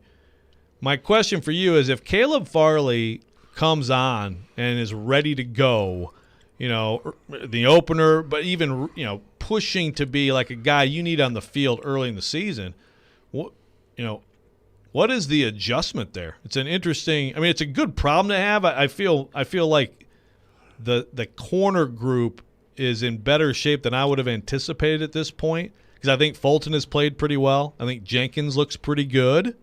And Molden now coming on here. Depth, not bad with Chris Jackson and Breon Borders. But if Farley is a guy you got to have on the field, what's your top three? Well, in most cases, I'd say, Farley's out there. But I don't know what the concerns are with him physically still. I don't know how they feel about that.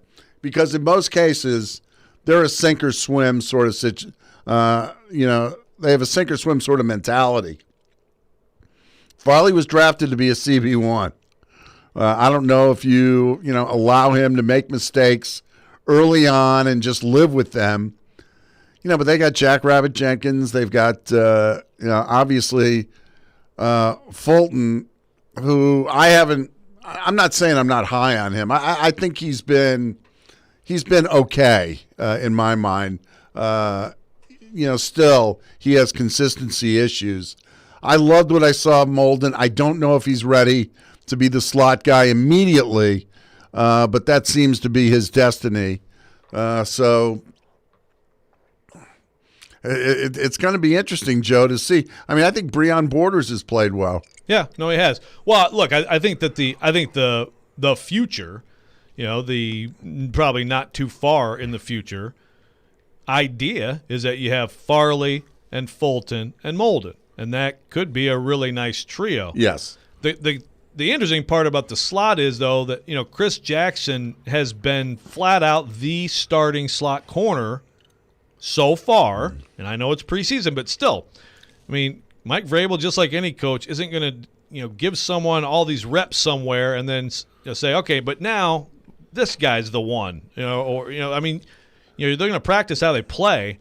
And before Chris Jackson got hurt, and I don't know if his injury has anything to do with Antonio Brown punching him or not, but he wasn't out there Saturday.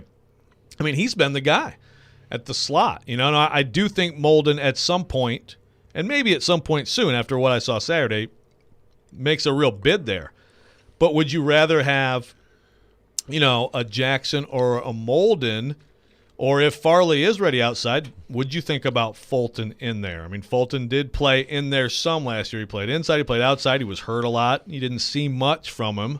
But he has some familiarity with it. They just haven't repped him there. I mean, it's an interesting, not dilemma, but it's just an interesting situation there.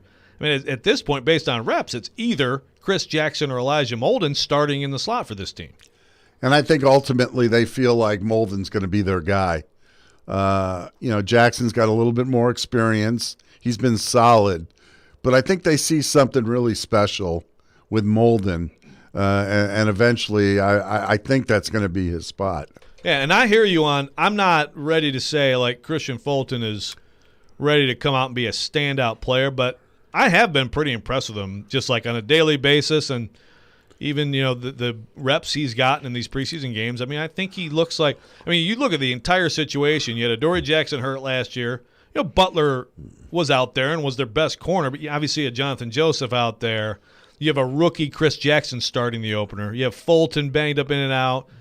I mean, they're trying to find Borders actually gave him a lift, but it was just a bad situation to go with, of course. A terrible pass rush. Yeah. I mean, and that's still going to be the success of this group is going to be so much dictated by that. But I feel like I wasn't sure about, man, do you really – I get the salary situation, but you're really moving on from both Butler and Jackson. Adoree, I'm talking, and all these changes, but I do feel like collectively it looks like there's a chance this could be a much better group. Well, and having Jenkins back there, if the pass rush is better, because Jenkins, is more of a gambler, for the most part. If you've got a good pass rush, having Jenkins back there could really pay dividends. If you don't, it could get ugly. A little bit of feast and famine. Exactly. Yeah, no doubt. He's aggressive, and I mean, look, if you can affect quarterbacks, you play that aggressive man a lot. The Titans, played more man than most teams last year. You can make plays and be opportunistic, which they have been. But it's a preseason. The thing that really excites me, Joe, is that if you want to look beyond that, when they go up against the Kansas Cities and the pass-happy teams, they can put sub-packages out there and really like what they have if they're playing nickel, dime, whatever, because they've got a lot more depth in the secondary. No, that's a good point. Now, the one place where they need to find depth is at safety right now. That's another thing altogether. We'll get into that later, but we're going to take a break right now. When we come back, we're going to have Keith Bullock here on Robby and Rexrode, ESPN 102.5 The Game.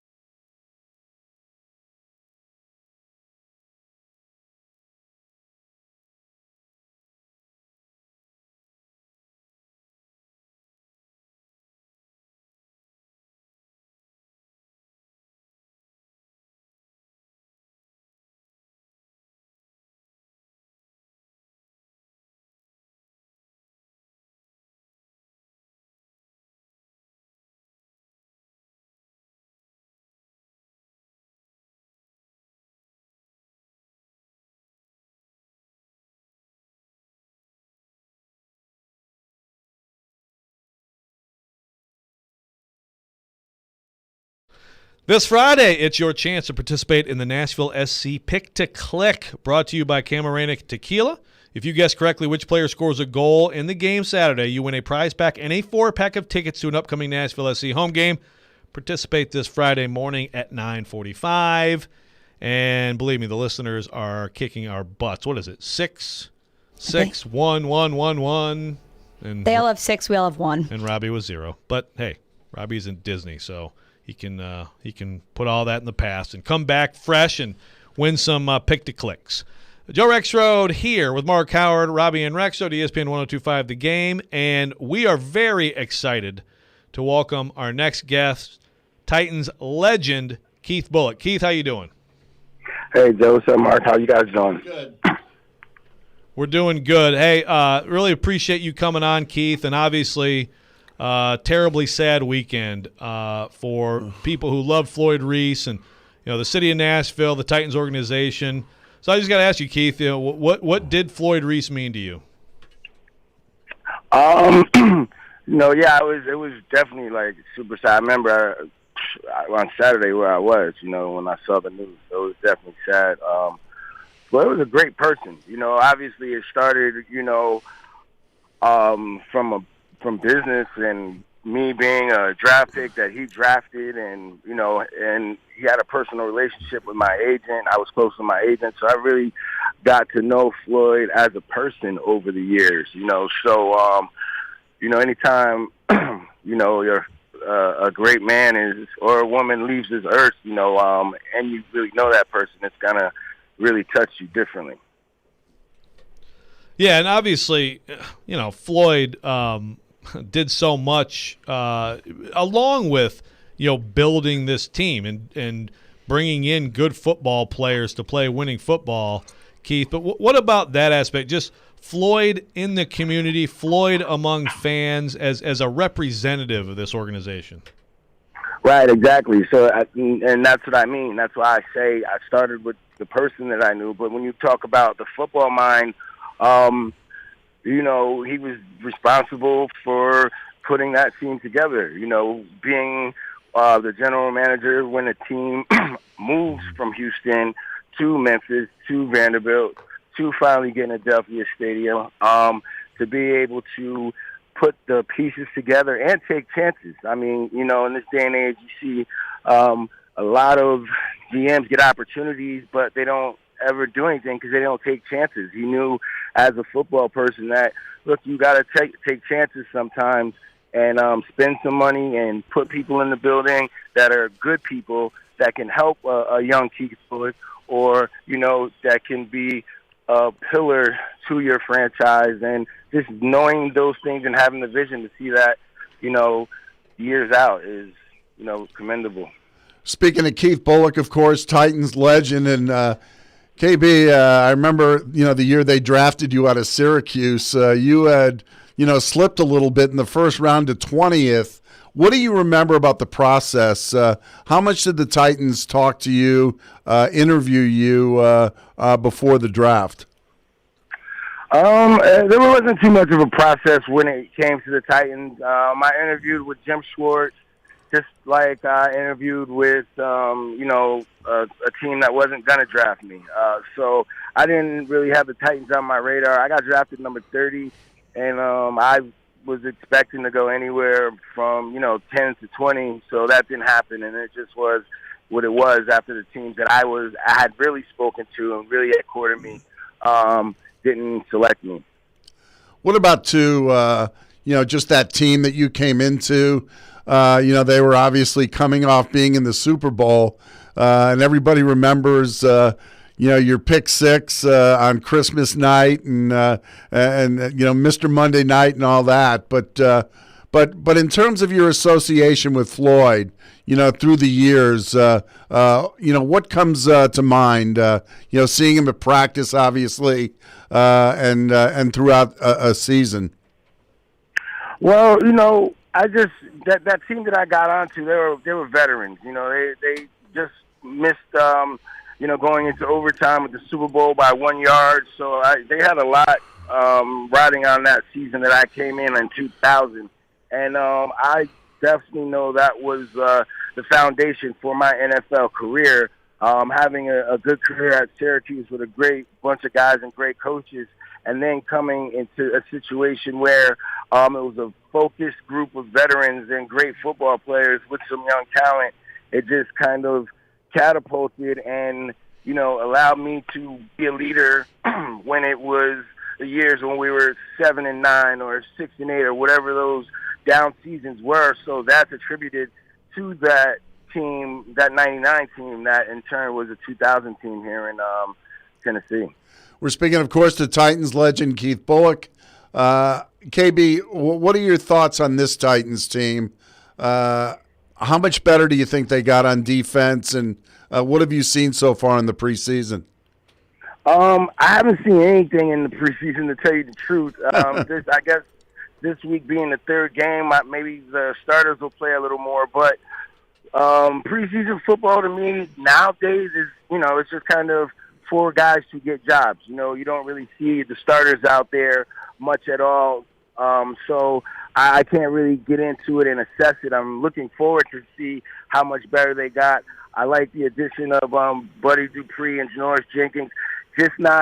Even if they're not the same person that they were, they bring a lot of football knowledge that can help the younger guys, kind of like those building blocks that I said I had coming in that Floyd put there. John Robinson seems to do the same thing and understands that, to build a sustainable franchise for years to come, you have to have some veterans, even if they're not the same skill level. But I'm looking forward to that. I'm looking forward to seeing how this offense, plays. Julio Jones is one of my favorite players in the NFL, and for him to be playing with the Titans, I think that's pretty amazing to be playing with a young A.J. Brown. And, Mr. Tannehill, he's the man. We need him to really be the man and take us to the Super Bowl. So I think the Titans will be fun to watch, and I hope they have a great season. Yeah, last thing for you, Keith. I was going to ask you about that, John Robinson and this team. And, as you look at Floyd, do these teams, these recent teams, does it bring you back at all to your era and the way those teams were built? I don't know. I can't really say.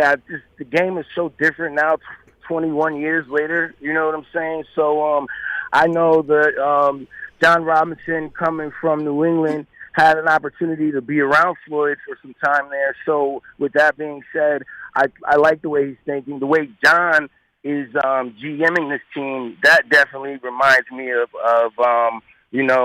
how our teams were put together back in the day. So, yeah, I think everybody in that building, Vrabel, they're all doing a great job. I hope they keep having that success. Good deal. Keith Bullock has been our guest, Titans legend.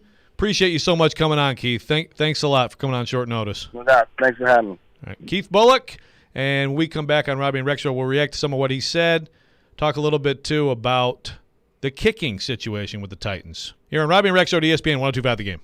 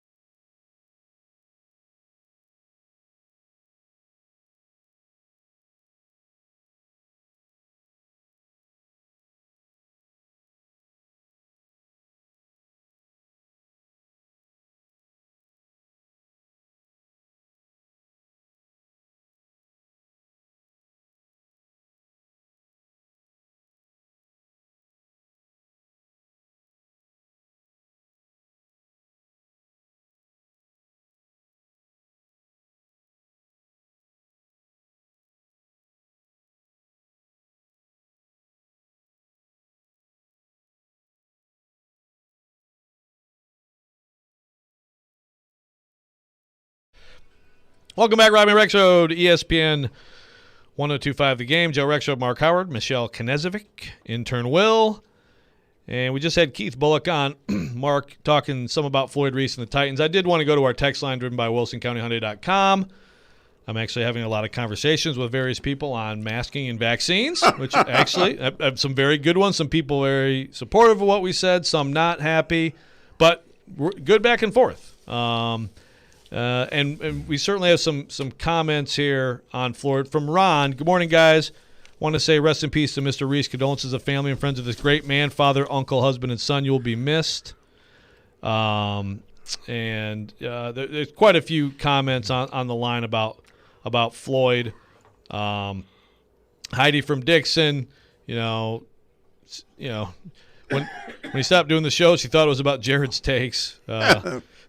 But she said, sad to hear this, and I didn't know he was having this battle. Love you, Floyd. So thank you, Heidi, for that. A lot of reaction to Floyd, and of course, again, we have Jimmy Wyatt coming up. We've got Blake Bedingfield as well, and Darren Donick and Chase going to have John Robinson on, and then Jared's show today is going to be really, I think, just an epic tribute to Floyd. He's going to have Nick Saban on. He's going to have a lot of people who love Floyd Reese, Derek Mason, Chris Sanders, John Clayton.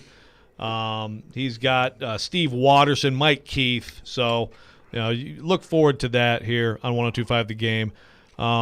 Mark, on the Titans and the kicking situation, one person I am thinking about here as potentially important, potentially, a difference-making hire. Now, I don't want to jump to conclusions, but the Titans did bring in a specific little Jimmy Wilhoit. Yeah, a specific kicking coach, and Mike Vrabel actually, in his presser yesterday, telling us that he has COVID-19. He also talked about the power that Sam Ficken showed, especially in the 58-yarder, but he brought up James Wilhoit, asking Wilhoit, is he getting stronger or is there just more confidence or whatever? And basically Wilhoit telling him that it's more a mental thing, which obviously so much of sports is. But I thought that it was interesting that Vrabel brought him up, and I wonder if there's a difference being made there.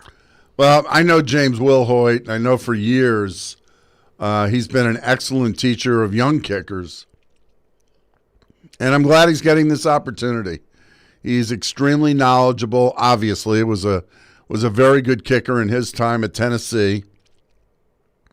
And listen, Ficken has come to the Titans and had a lot of success. Tucker McCann has gotten better.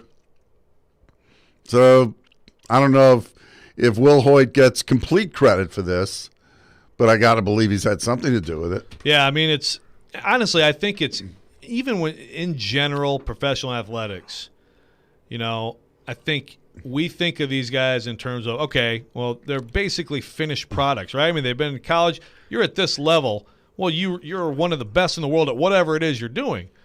And I think sometimes, like, the position coaches even are a little bit underrated for what they do and the impact they can have on specific guys at specific spots. Kicker is definitely one I don't ever think of as like some coach is going to make a difference, right? I mean, it's like you work on your craft and you've been doing it forever, but maybe I'm underrating that because it seems like he's making a difference. I don't think you are. I remember covering Barry Trotz, when he was the coach of the Predators, and a term he would always use with an improving player is he has added detail to his game.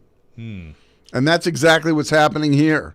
You learn the nuances of your position, whether it's kicker, whether it's offensive line or whatever, whether it's hand placement, whether it's learning about leverage.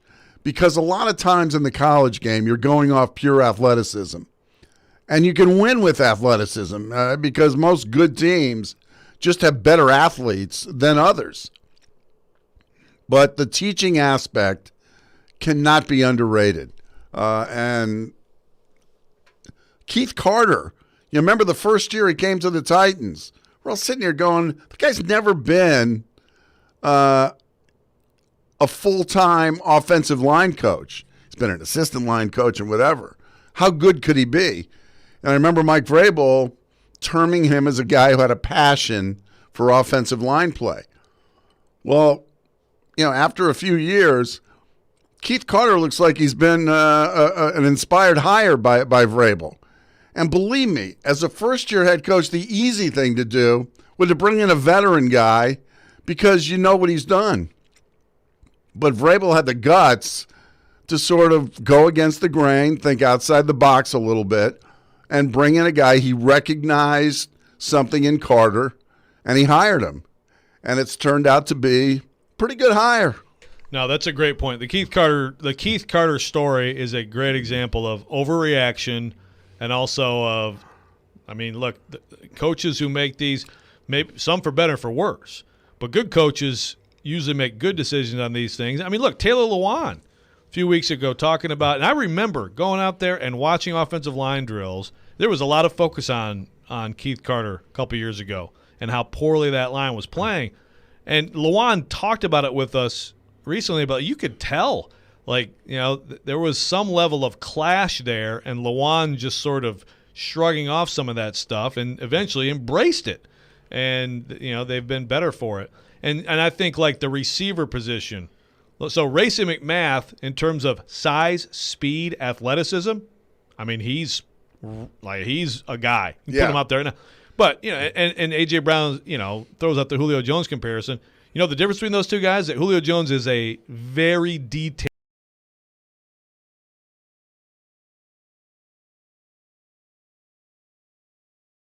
all those things. There's so much more to it than just being, big and fast. But kicker to me, Mark, is I guess it's it's a very confined situation, right? It's not like you're out worrying about leverage either way. No, but I think of it like comparing it to the golf swing. Yeah. Right. Yeah, well, that's exactly right. It's how can you find that consistency? That's what it is. It's the guys who make it in this league as starting kickers find some way to do everything exactly the same every time. So, I suppose that's where Will Hoyt comes in, right? It's a little bit like being a good pitcher, a good reliever. They always said Mariano Rivera, the key to his greatness was his ability to repeat his delivery continuously. And always looks like you're doing the same thing. Exactly. And it's the same thing with kicking.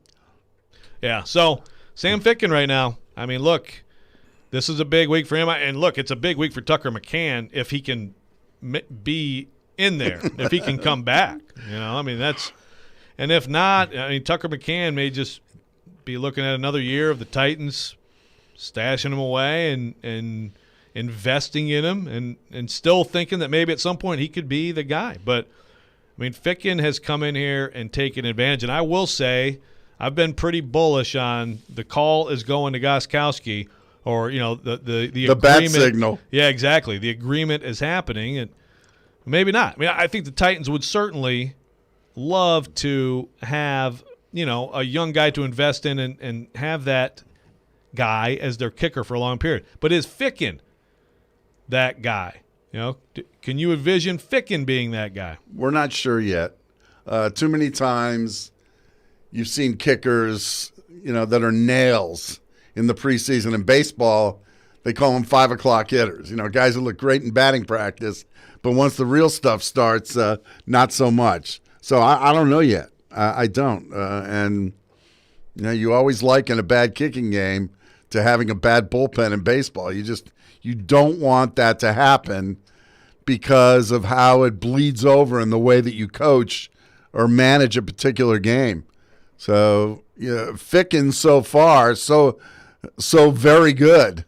But I was like you. I figured at some point the bat signal would go out for Gostkowski, and he'd be here this week, next week, maybe. Well, that doesn't look to be the case. But yeah, I'm still not totally ruling it out. I don't think it's I don't think it's far. You have a couple bad days with these guys. I don't think it's far. It's because look, Gostkowski had his issues, especially with some of those intermediate kicks. But he also had some huge moments last year, and eventually kind of found that. That consistency. Ficken, he was 13 to 15 last year for the Jets. So, of course, he missed more extra points than field goals. He missed 3 extra points, missed 2 field goals, both on 15 attempts. Also, how about 15 attempts, of PATs? That tells you a little bit about the Jets. And again, that's 9 games, but still, that's a low number. But 13 of 15. I mean, that's a good after the year earlier, 19 of 27, and missing 3 PATs then. So I mean, look, it looks like he's already sort of been on an upward trend in his career. But then you always wonder, okay, whenever someone like that or Matt Barkley, whoever's available, it's like, okay, so what's wrong with this person? Or how long will the good times roll? Right. Because, with Gostkowski last year, a lot of kickers would have gotten cut. I don't think Vrabel wanted to go there if Gostkowski didn't work for them. I think he was going to hang with him as long as he possibly could. But you saw, I mean, Vinatieri's last year was awful, and the Colts weren't necessarily, didn't want to let him go. But, a kicker is always on a short leash. You are literally almost as good as your last attempt. But Ficken so far seems to be handling it pretty well. It's funny, Joe, to watch a lot of preseason games and see Cairo Santos, Greg Joseph. I mean, you're seeing all these kickers from Titans past all trying to make it back into the league. Incredible. No, they leave here and they do great. I mean, even the other night, you're watching Ficken go from 58 with room to spare. Yeah. But, you also saw Suckup out there. Nice, cool 49-yarder. Remember, oh, man. I mean, that's a tough, outcome about how that all came out. But maybe they are getting closer to finally having an answer. So when we come back on Robby and Rex Show, we're going to have Jimmy Wyatt talk some Floyd Reese and talk some Titans. Robby and Rex Show, ESPN 102.5 The Game.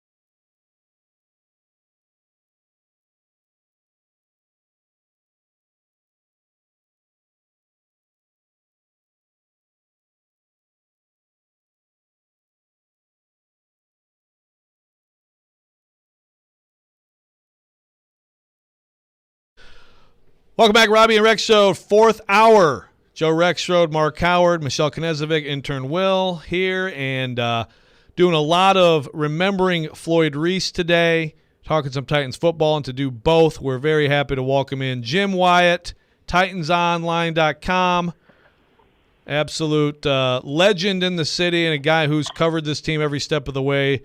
First of all, Jimmy, thanks for being here. Appreciate it. And I just got to start with Floyd Reese. You know, when you think of Floyd Reese, what are the first things that come to mind? Well, I mean, obviously a great football guy. I mean, just look at the players he drafted, look at the teams he built. You know, he's obviously one of the main reasons why this team was so good when it first got to Nashville and built the Titans into a contender, you know, from the very beginning. You know, but for me, when I think about Floyd, I mean, it's almost a different life for me. I mean, Joe, you know me, as working for the team. You know, Mark remembers me more when I was a big guy, you know, working at the Tennessean, and I was a big guy who was just relentless. I mean, I was consumed by the job, didn't want to get beat, worked in a culture, you know, where that was excitation. When you worked at the Tennessean, the paper of record, you were going to get every story. I mean, that's the way I was brought in with David Clymer and Jeff Legwald worked there. Mike Jones, I had a hard-nosed sports editor that used to drive us. And when that meant for me, a guy who went from covering high school sports to covering the NFL, you know, it meant you had to dive all in. And Floyd Reese was the guy that I had to deal with on a regular basis. And he was, I used to drive him crazy. I know I did. And I used to see Sally. I used to call him at home and called him, you know, in his office. And he'd always return calls. He'd get mad at me sometimes, and we'd go a couple of days with where he would freeze me out. But he was always so kind and so good to me. And I think I'll remember that more than anything else because, again, when I first started, I was learning the NFL on the fly, and I did know that I didn't want to embarrass my paper and get beat. And what that meant a lot of times is when I got a source and somebody told me something, I always want to make sure, check with Floyd to make sure I was right and then to make sure he had a heads up. And then there were other times I was fishing for stuff and I would call Floyd. So, again, I used to drive him crazy, and he was always very patient with me and just great to deal with. I mean, he told great stories. He had always had time for you in the practice field before practice started.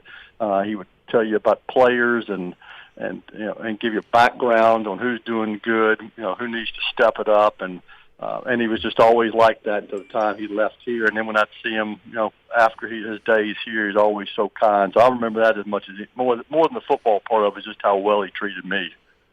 And what about, Jim, just the non, you know, I guess specific GM aspects of Floyd and his importance here and to the Titans? Because I do think his story is unique to a lot of GMs in terms of, you know, when you're moving places and you have the experience the Titans had in Memphis and you're trying to, you know, create a fan base in a new place. What about Floyd from that perspective? Well, he certainly played an integral role. I mean, Jeff Fisher was probably the face of that more just because he was out in the community, was speaking a lot of events, and was trying to rally the troops, where Floyd more was trying to build a football team and giving Jeff the players to work with. But there's no question that, you know, he was a people person. He knew how to communicate. He knew how to deal with not only football people, but people in all walks of life. So he did a great job as being an ambassador for the franchise at a time when this team needed fans. And what he did more than anything else is give this team marquee players that fans could rally behind. You know, that whether that was drafting, you know, Steve McNair, Eddie George, or picking Javon Curse, you know, when the team got to Nashville and all of a sudden, boom, you know, a lot of your marketing job is done there because you gave the team so many marketable players. So that was obviously a very big part of it with Floyd. Speaking of Jim Wyatt, of course, the executive editor of Titans Online. And Jimmy, yeah, it's so funny, you know, in the years we covered the Titans together, whether you were a beat writer or working for the Titans. You know, we talk about other sports. We talk about, you know, college football. We talk about, we're both big baseball fans. with Floyd, it was always football, football, football. Didn't have any hobbies other than running. Floyd was all about football, wasn't he? He really was, and he would run. I heard Corey Curtis talk about it when he was on earlier on my way in. I mean, one thing you would see him is pounding the pavement out here at St. Thomas Sports Park, and he would move. He moved kind of at a snail's pace, but he got his miles in.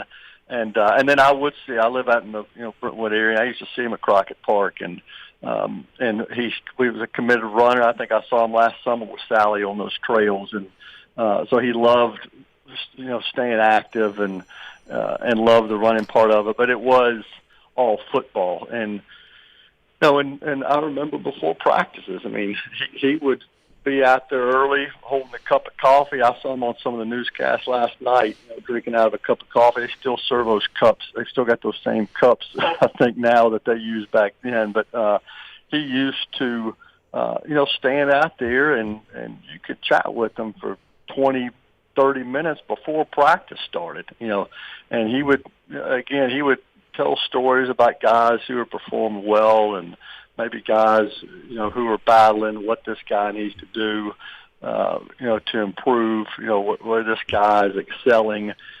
He had so many great football stories from his days as a coach and from from players that he had scouted.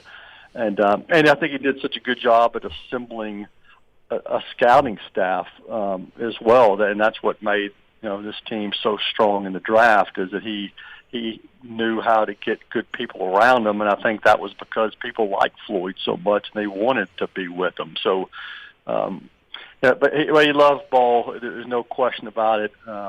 Loved the interaction with players. He had to make some tough decisions on letting players go, but he always did it in a way where he handled himself with such class that players respected him. And more times than not, he got it right. I mean, certainly look back at his draft classes, there were some that he missed on, but look at the hits he had, not only in the first rounds, but some of the later round guys. And that's, again, why this team went to the playoffs 4 times in 5 years, why they went to 2 AFC championship games in 5 years, went to a Super Bowl. And he did a great job at a time when you had to really fight the cap to keep teams together. He kept the window open as long as he possibly could to give the city a winner. Yeah, you look at those drafts, really from the time they got here, 97, 98, and 99, pretty amazing how that, Stockton offensive line, drafting Curse. And don't forget John Thornton in 99 too. He had 5 sacks. He might have been the best rookie in the league, not named Javon Curse on the defensive side. But those drafts, Jimmy, I think you would agree, sort of set the tone for their run of success, which ran from 99, to the mid 2s, and with some really good picks, and as you mentioned, some really good late round picks. Yeah, and I think it was and obviously it started, before they actually became the Titans. But I think the Super Bowl team, had 33 draft picks on it. But then when he got here, you mentioned Curse and Thornton, and the next guy I picked up 3rd round was Zach Pillar, who was, a part of the line for so long. Donald Mitchell was kind of an unheralded guy coming in here as a 4th rounder. I know, Mark, how much you liked him and worked with Donald. I mean, he was a great pick, and he just had a knack for being able to identify players that maybe when they were picked, people didn't know a lot about them, but they developed into really good players. And even somebody like a Carlos Hall, who's a 7th round pick in 2002, when Javon Curse gets hurt in season opener in that year, Carlos Hall was a rookie, steps in and has 3 sacks that day. So he just really had a great eye for talent, and early in the draft and then late as well. Well, Jimmy, I wanted to take it to this team real fast, and after what we saw Saturday in Tampa, I want to throw 3 things at you and see if you buy or not. Okay, 1, Mekhi Sargent could potentially be the 3rd back. 2, this is a real competition between Barkley and Woodside at QB2. And 3, Sam Ficken is strengthening his case to be this team's kicker in 21. What do you think of those 3 ideas? Those are 3 intriguing ones, certainly. I don't know that I'm willing to commit to Sargent being on the roster yet. I mean, I definitely think he is someone they're interested in keeping around here and would be on the practice squad. A lot of it has to do with health, obviously. You know, I know Darrington Evans made the trip, seen him walking around. I would think that he is going to be healthy for the season and when you get close to cut down time. So with that said, I would think Sargent ends up on the practice squad to start. I will say that when Barkley was brought in here, I thought that it would be Woodside's job, no questions asked. And the more I've seen Barkley play and his ability to throw the ball downfield and his accuracy, I think he's a contender. And he is big and he's smart. You know, he has played in games before, which is something that Woodside, you know, there's no fault to his. He just hadn't had a lot of opportunities, so he gives you a little bit more probably comfort knowing you've got a guy that's done it before. So I do think he is a contender, and I wouldn't have thought that when he got here. And as far as 3 goes, I mean, I don't know how you – I remember when the Titans signed Ficken, and half the comments under the story I first posted were from Jets fans who were saying, well, you know, good luck with this guy, and the other half was from Titans fans who not ready to continue to go through this kicker carousel. And since he's been here, you know, he's 48 of 53 in practices. He was 16 of 18 in those practices against the Bucks. He's 3 of 3 in games from field goals, 6 of 6 extra points. You know, he put one off, you know, upright down in Tampa from 58 that probably could have made it from 65 that day. And then obviously we saw him have the leg from, you know, from 58 in the game. I don't know how he can't be your kicker if he keeps making kicks. I mean, and I would have thought McCann was the favorite coming into camp, but unfortunately for him, he's dealing with the injury. It's opened the door for Ficken. And as long as Ficken doesn't have, you know, some kind of a meltdown, then I think he ends up being the kicker. That's Jimmy, what about a wide receiver where suddenly they've got an embarrassment of riches and you know, Mason Kinsey's a nice story, but I don't see how he makes the roster. What about you? Yeah, I'm still the same way. I mean, I do think he's somebody would want to keep around here for practice squad, and you feel bad for a guy like that. But, you know, with him, what more can you do? And he's got a chance. He's made the most of it. But when you look at the receiving core, I mean, you can get to 5 really quick with Julio and AJ and Josh Reynolds. I think, you know, Marcus Johnson and Nick Westbrook-Akini are 4 and 5. And then I think 6 comes from probably Rodgers, right? And either or with Rodgers and Batson, and because I think they're so similar, and then you're down to your draft picks, and I think they're gonna have. I mean, Fitzpatrick, you know, is in a tough.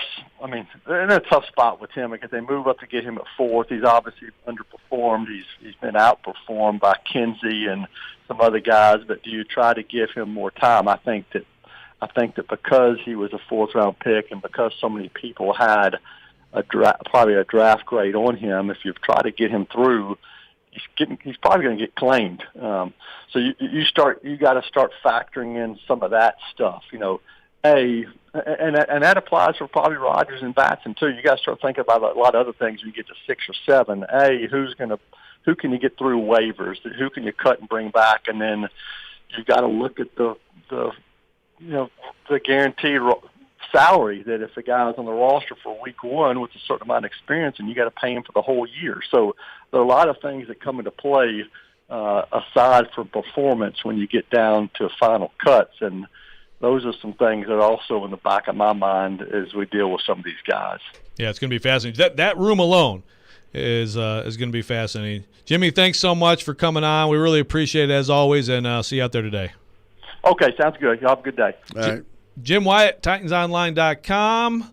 talking Floyd Reese and Titans. And when we come back, we'll react a little bit of what Jim had to say and look a little bit more at this wild receiver room for the Titans. Here on Robby and Rexrode, ESPN 102.5 The Game.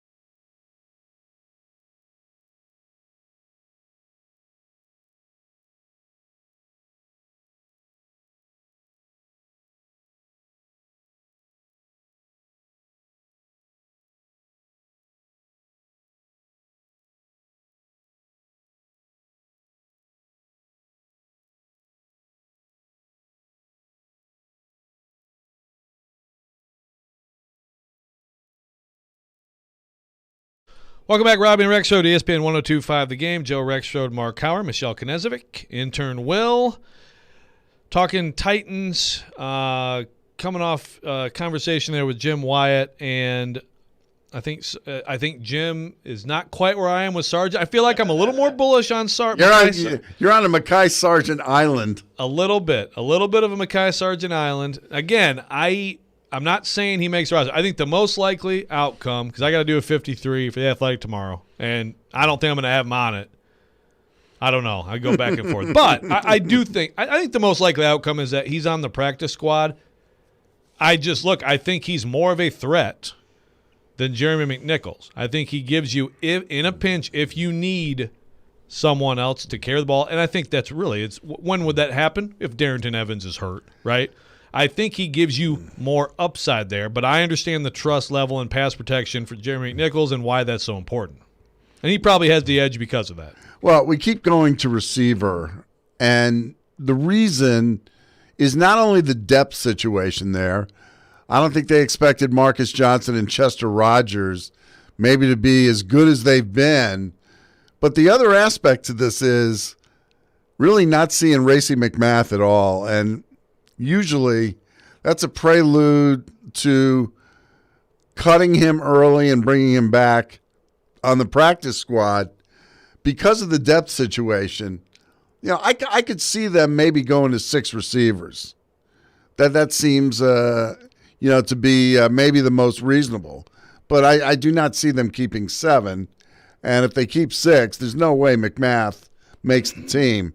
And they see him, of course, as a future, special teams wizard.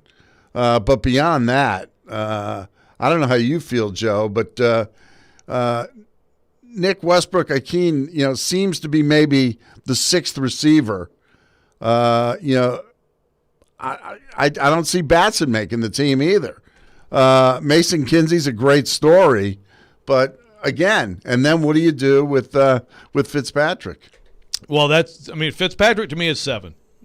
He is the 7th guy, and I agree. I think Westbrook-Ikhine is probably the 6th guy.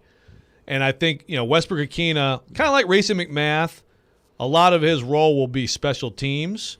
I mean, he can play receiver, certainly. I mean, they certainly like how he's developed. But I would still put him behind, Johnson and Rogers. I'm probably a little more bullish on Rogers than Jimmy is. I just think Rogers has been especially as a return guy, yeah. I think he's better than Batson there for sure. He's just been very good. I mean, he and Marcus Johnson have been very good. One guy to watch this week is Marcus Johnson, by the way. Marcus Johnson's career is he's been a tantalizing talent all along. I mean, the guy runs, he makes plays. I mean, shoot, he averaged 17 a catch for the Colts the last 2 years. He also missed a lot of time because of injuries, and he's had a variety of them. And now, late last week, something happens. I mean, that's where things can change quickly too. But at this point, who else beyond A.J. Brown and Julio Jones do you think will make plays at receiver for this team? I'd start with Marcus Johnson. Then I'd probably go to Chester Rogers, and I think Josh Reynolds can be maybe he can go back ahead of those guys. He's just coming back now, but I think those guys can all make plays. Westbrook-Ikhine, to me, is the last guy and a special teams keep, but then do they go to 7, or does Fitzpatrick take Westbrook-Ikhine's place and they leave it at 6 just because they don't want to lose their investment in a 4th-round pick? I don't know. I mean, 7 is a big number. But that's how it would get to 7, in that they don't want to sacrifice the 4th-round pick and they hope he can still develop. I think what we're seeing with McMath is let's get this kid on the practice squad. Yeah, you see it occasionally, but usually if you're drafted in the first 3 or 4 rounds, you usually get at least a year, and not beyond training camp. Practice through the whole season.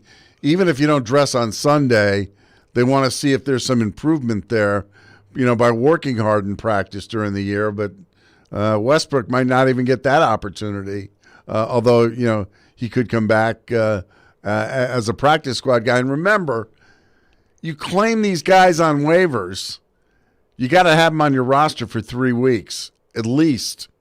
And Jim talked about, the politics of having a guy on your roster for the first week because then you got to pay him for the whole year. So there's a lot that goes into it. Yeah, no question about it. I mean, with Fitzpatrick, I think the thing that people should know is this is, to me, from all I've seen and heard, there's nothing attitude related or anything like that. They like those things they like the intangibles with Des Fitzpatrick. So, that and you can take that either way. They feel like he's going to work, that he's going to do all he can, he's going to show up, he's going to stay late, all that stuff. And so you like that. But if that's how a guy is and this is how he's performing, you could look at it that way too and say, so what is the ceiling here? You may have just missed, but it is early. it's early to say you've missed on anyone. And I'm not convinced that if they left him exposed that someone's taking him for the active route. I'm not convinced of that, but it's a risk. It's a bigger risk than I think Racey McMath, for sure. Real quick on Floyd on the text line driven by WilsonCountyHoney.com. Still getting stuff in here. Vincent from Dixon, who a regular caller to Jared and the GM, now Stillman and Company, said when I would call in, I always called them Tweedledee and Tweedledum. That always tickled Floyd. Rest in peace. I'll say we haven't really talked about this aspect of Floyd much, Mark, but I loved listening to that show. I loved, just the Floyd's little chuckle, when Jared would go off on a tangent, calling him flip-flopper or whatever. I loved the interaction, and obviously asked the GM, and Floyd was great with the fans. But I loved the chemistry of that show. It was fun, and I think Floyd did a very deft job of, handling Jared and sort of turning him back on certain things, but doing it in a gentle and kind Floyd kind of way. Talked him off the ledge. Hey, he used to listen to my radio show and say, those guys don't know if it's pumped or stuffed. So. The ultimate endorsement. Oh, that's fantastic. Well, we're gonna talk more about Floyd here with a special guest. We're gonna have Blake Bedingfield, former Titans director of college scouting, a guy Floyd brought in, had a big hand in some of these terrific draft classes they had. We'll talk to Blake about Floyd and about this Titans roster now. Coming up next here on Robby and Rexrode, ESPN 102.5 The Game.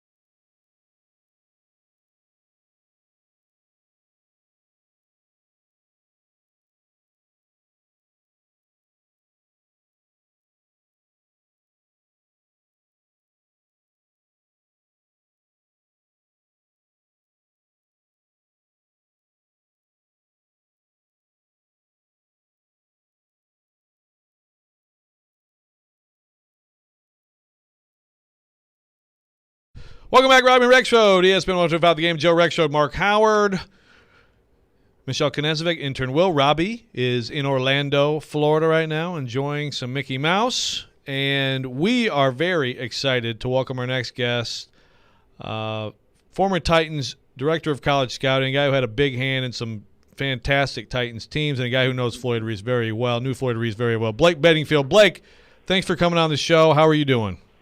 I'm doing great, guys. It's good to be on with you. Well, thanks for being on. We appreciate it, and let's start with Floyd, Blake. First of all, how instrumental was he, in your career? But then also, what are your prevailing memories of Floyd? Floyd is the one that hired me. Glenn Cumby was the director of college scouting at the time and recommended me to Floyd. And I remember going down to the Senior Bowl and meeting with Floyd. And really a young guy at the time. I was in my 20s, and the next youngest scout on the scouting staff at the time was in their 50s. So they were an older scouting staff and looking to bring in some youth and train me up the way those guys were. And I just remember meeting Floyd and knowing right off the bat I was getting into somebody that was serious, that was businesslike, loved football, no doubt about it. Anytime you had conversations with Floyd in the building, it was football. And for me, who grew up in it, I loved it. And he was such a great guy to be around, a true football man. But, somebody that loved his family, treated the players, treated the employees like family. This is someone that was enjoyable to be around, but I just really enjoyed my time speaking with him about football. Not as much during the season, but once the season was over. During the season, Floyd was super serious. You went into games on Sunday, and if we happened to lose, I've always told people, I said, you didn't talk to Floyd till Wednesday. He was serious. He did not really want to have those conversations on Monday and Tuesday. Monday was watching tape, getting the corrections made. Tuesday was getting into the next week's opponent. Wednesday is when he started to kind of mingle in the office and start to have conversations with people. But he was very serious about what he did, and I liked that. I loved that attitude that he had. But my enjoyable time was leading up to the draft, where we got to sit in rooms together and watch film and really getting a chance to learn from someone like him who had been in the coaching profession for such a long time and then moved over to the front office side. But, it was such a great time back then because of the scouting staff was a veteran scouting staff, and Floyd really trusted his scouts when it came to picking players in the draft. So, Blake, going back to that time, the way you guys scouted, the way you looked at players, was there anything that you guys did at that time that you think gave you an edge versus a lot of other teams, maybe just something that other teams didn't do? I think at that time, we're talking about the late 90s, early 2000s, a lot of the scouts were older veteran-type scouts around the league. I remember when I came in the league, I was in my 20s. There were probably only two handfuls of people, of scouts that were actually in their 20s at that time. Most of the scouts were in their 30s, 40s, 50s, and 60s and 70s when you're talking about some of the Titan scouts. But, Floyd really put a trust into his scouts, especially from the fourth round on. Usually in those drafts, the first three rounds, that's a general manager's draft. And then the 4th through 7th round is really when he put a lot of emphasis on trusting the scouts and letting them own it, letting them own their area, fight for their players in the draft room. And we had scouts like, C.O. Mercado, Dub Festerman, Bo Bollinger, Cole Proctor, and they would stand up and fight for their players in the draft room and encourage Floyd to take a David Stewart from a Mississippi State in the 4th round, or a Eugene Amano, or a Cortland Finnegan. And these are players, and Floyd did such a good job of managing the draft every year, and not only fitting pieces to fit a team, but also taking best player available. We had so much success at that time from the 4th through 7th round when you're talking about Stewart, Amano, Jacob Bell, Justin Hartwig, players like Bo Scaife, Vinnie Fuller, Justin McCarron, Robert Smith. These are starters for this team that he was able to draft in the latter portions of the draft each year. Speaking of Blake Bedingfield, of course, the Titans' former director of college scouting. And Blake, first of all, sorry about the Newshound 5 telephone that didn't work out so well that I gave you. but anyway. Mark, are you kidding? My kids still have it. They do? Oh, no doubt. All right, sounds good. Talk about Floyd, though, when it came to free agents. And if he wanted a guy, what he would resort to keep that guy in Nashville and not get on a plane. No doubt about it. When Floyd wanted something, whether it was a draft choice, and Javon Curse 99 was a perfect example, or like you talking about in free agency with a Randall Godfrey, he did not want Randall Godfrey to leave the building. When we brought him in for a visit, he met with the coaching staff, met with the trainers, doctors, met with the general manager. Floyd had worked all afternoon while Randall was on his visits with other people in the building, working to get that deal done. Randall was going to go on to the Jacksonville Jaguars and take a visit after that. Randall was a South Georgia kid, so he grew up in an area that's a little bit closer to Jacksonville than Nashville, Tennessee. So he wanted to take that visit, obviously, but Floyd did not want him to leave the building. And I remember being a young guy at the time, and I had an office right across the hall from Floyd, and he told me, he came out of his office and said, Randall's going to use your office, talk to his agent. I want you to keep him in this building. Do not let him leave. Do whatever you got to do to make that happen. And I said, well, what do you want me to do? He said, I don't care. He just better not leave. So as soon as Randall got done talking to his agent, he had his bags packed, ready to go, ready to get in the car, get on the plane and go to Jacksonville. Floyd was on the phone with Randall's agent sealing the deal. And I remember taking him on a tour around the building. Everybody has seen that Titans building. It's not a big building. So we made multiple laps, carrying on mundane conversations just to keep him in the building. And I remember Randall getting a little testy at one time, saying, is my car here? Can I get in? Can I get, go to the car? And I said, hold up. So I called Floyd's secretary at the time and said, is the deal anywhere close? And she said, yes, he just got it done. Bring Randall back up to Floyd's office. And when Randall got up there, the deal was done. But that was what Floyd was. He saw Randall as a piece, kind of the next piece to the puzzle for that defense, and he didn't want him to leave, and especially go to Jacksonville, who we were going to face twice a year. I might have the year wrong, but the year you guys drafted Tank Williams, I know he wanted LaCharles Bentley, and he went to the Browns, I think, the pick before. But what were drafts like? Being with Floyd, who obviously, knew who he wanted, but sometimes had to adjust on the fly. It's interesting you bring up the LaCharles Bentley, because I remember that vividly in the room. And Floyd, if most people have seen him, he's very intense. He's very intense on game days. He's very intense with the choice about to come up for the team. But he was very superstitious as well. He never wanted to go up on the magnetic board and take the name off the board before it was selected. But we were going to select LaCharles Bentley in the second round, and right before our pick, the Cleveland Browns traded up ahead of us because the team that actually had that pick already had a Pro Bowl center, so they weren't going to take a LaCharles Bentley at that point. So Floyd felt pretty safe, went up, grabbed the card before the team ahead of us selected. And I remember the Browns trading up ahead of us, and he tossed that card across the draft room and hit the other side of the wall with it because he knew at that time the Browns were taking LaCharles Bentley, which they did, and then we selected Tank Williams, who we were happy with, very happy with. But yeah, he definitely wanted the center at that time. But that's just the intensity that he brought, not only as a player when he played at UCLA, as a coach, but obviously as a general manager too. And I felt many of those times in the draft room, the Javon Curse probably being the one that, he tried for 3.5 hours to trade up to select Javon Curse. We had the 16th pick in the draft, and that was just one of those great drafts with a lot of great players in it. And somehow Javon continued to fall to us, but he worked all the way from the 4th pick on trying to trade up to get him. So when it actually happened at 16, you could see that excitement that he had, that he got the player he wanted all along. Oh, see, I didn't realize you guys were trying to move up to get him, because that's obviously a brilliant pick at that spot. Wow, that is. That was the draft where you had Tim Couch, Donovan McNabb, Ricky Williams, Edgerton James, but you had Champ Bately, Torrey Holt. I'm just going down the list. I mean, there were some great players. Chris McAllister. There were some great players in that draft. So teams already had what they wanted, kind of based on a need basis. So I remember right before us, the 15th pick was the Tampa Bay Buccaneers. They were notorious for taking guys out of Florida. So Floyd felt that the Tampa Bay, having that system that they run with more of a pass rush type system. They were going to take Javon ahead of us at 15. So he called the general manager at that time and said, hey, we will give up our 7th-round pick just to move up to your spot so we can get our guy. And I remember the general manager at the time for the Buccaneers, he told Floyd on the phone, he said, I know who y'all want. Y'all are going to take Anthony McFarland at LSU. That's who we're selecting, so we can't do it. Floyd couldn't have hung up the phone fast enough.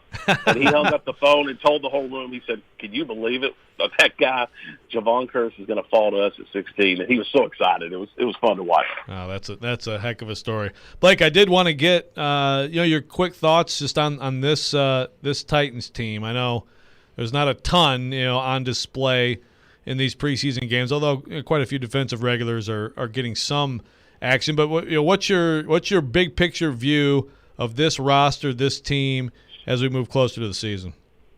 You have to like what you see, of course, with Derrick Henry being the bell cow of the team and having such success over the last couple of years, and the offense really revolving and molded around him. But adding a Julio Jones, can Julio stay healthy? If he can, that adds a dynamic piece that they haven't really had. Corey Davis was a fine player, but when you're talking about Julio, you're talking about a player that's done it over a long period of time and that's had a lot of success. I think the offensive line is going to be key. Really working out that right tackle position is really going to need to be the emphasis of this offense. They went through a lot of kind of turmoil in the offensive line last year with Taylor Lewan being hurt and trying to figure out that right tackle. But that right tackle position is real important. The tight end position with Anthony Firkser needs to take that step up. You have A.J. Brown. You have some playmakers on offense. But what I really like is what they've done on defense. I think the pass rush is going to be improved with Danico Autry.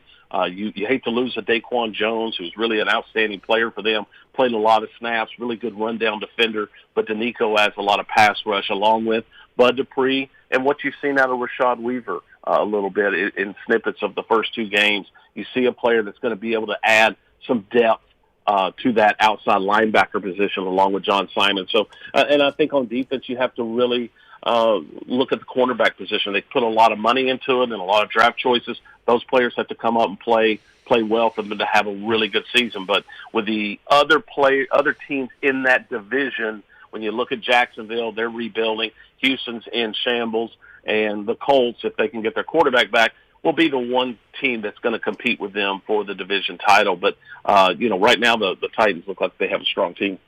Yeah, and Wentz and Nelson supposed to be back on the field this week, which is quite surprising. But we'll see how long it takes them to get ready. Blake, thank you so much for taking the time out to join us and for the great stories about Floyd and your analysis of the Titans. We really appreciate it.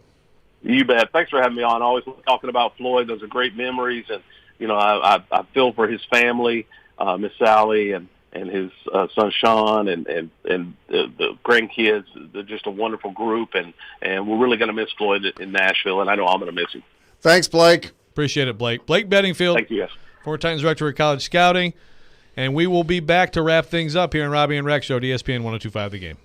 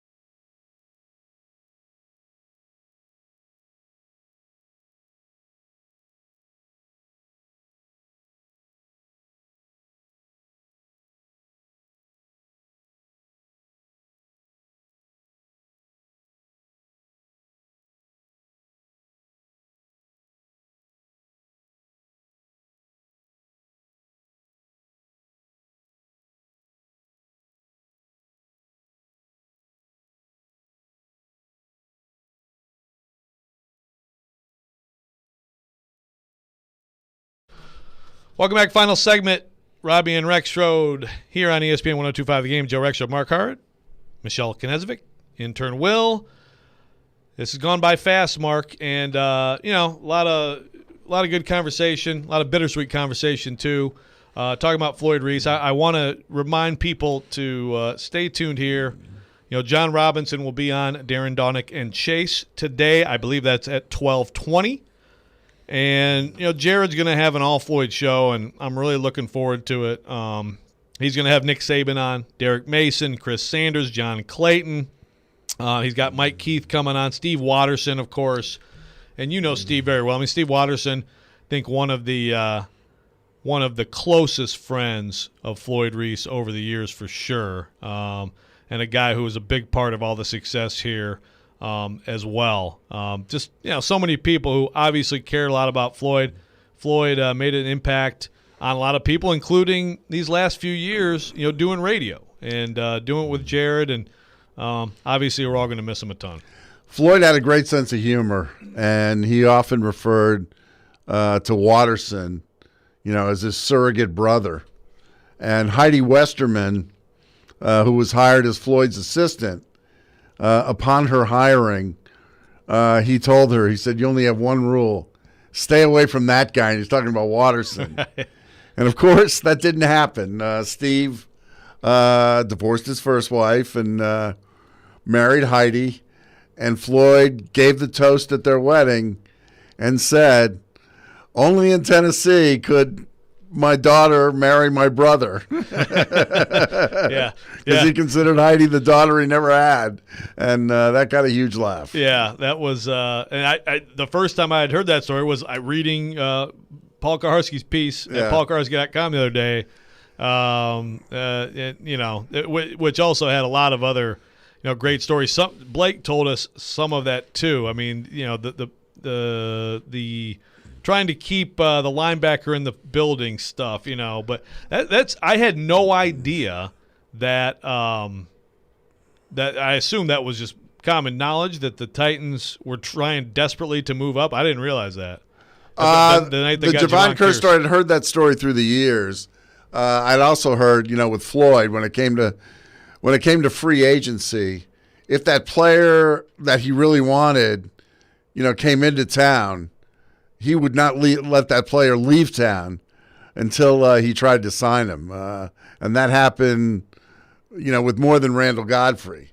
A lot of these players thought they were, taking the tour around the country. And Floyd would make the preemptive strike, and he did so. And at the time, Randall Godfrey, was a huge get. And, ironically, him cutting Randall Godfrey also created, a lot of anger in the locker room because on the front end, he wanted him so bad. And you learn sort of both ends of the business. The other sort of interesting thing, because Floyd was a former strength coach, assistant strength coach, coming, into football, Steve Watterson, had a gravitas, had a lot of power within the organization. Beyond just being their strength coach.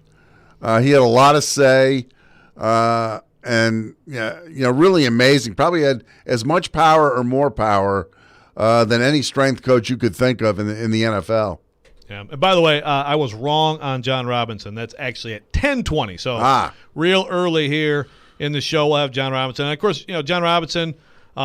I texted him the other day after we found out Floyd passed away, and he told me the story, and he said it at the press conference after the game too about Floyd calling on his behalf. And you think about that if you know the history of Floyd Reese and the Titans, and look, very rarely does a GM's tenure. It's not a happy parting. Yeah, very rarely is there a happy parting between a general manager and a professional sports franchise, and this was no exception. And so you're talking 10 years. You're talking 10 years in between conversations with Steve Underwood. And, to do that because he felt that strongly about John Robinson, I think that's obviously that left a huge imprint on John as he's looked at his career. And I have no idea how much that impacted the choice. But I think that says a lot about who Floyd was. Yeah, I think that took the Titans organization aback, to be honest with you. And yeah, I mean, it might not have been the only reason, but it had to be part of the reason.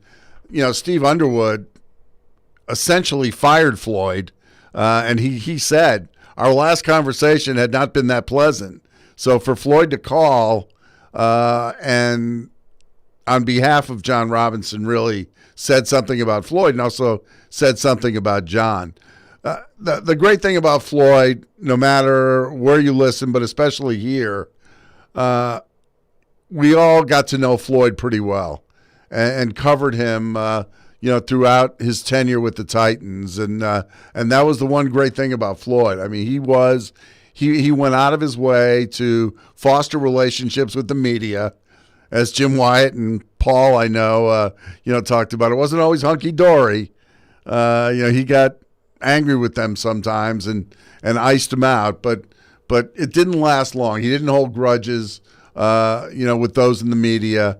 And, I always had a really good relationship with him and really enjoyed talking to him. Warm memories of standing with him and talking to him before practice and, just all the stuff you learned from him. With Floyd, you just shut your mouth and just let him talk. Yeah, he was the best, and we're going to miss him. And, Mark, it's been great having you today for your perspective, as always, on everything, in particular with this. I really appreciate it. So, my pleasure. Thanks for being here. Thanks to you all for listening. It'll be Darren Donick and Chase next, and, again, John Robinson coming up at 10:20. Thanks for listening. Robby and Rexrode, ESPN 102.5 The Game.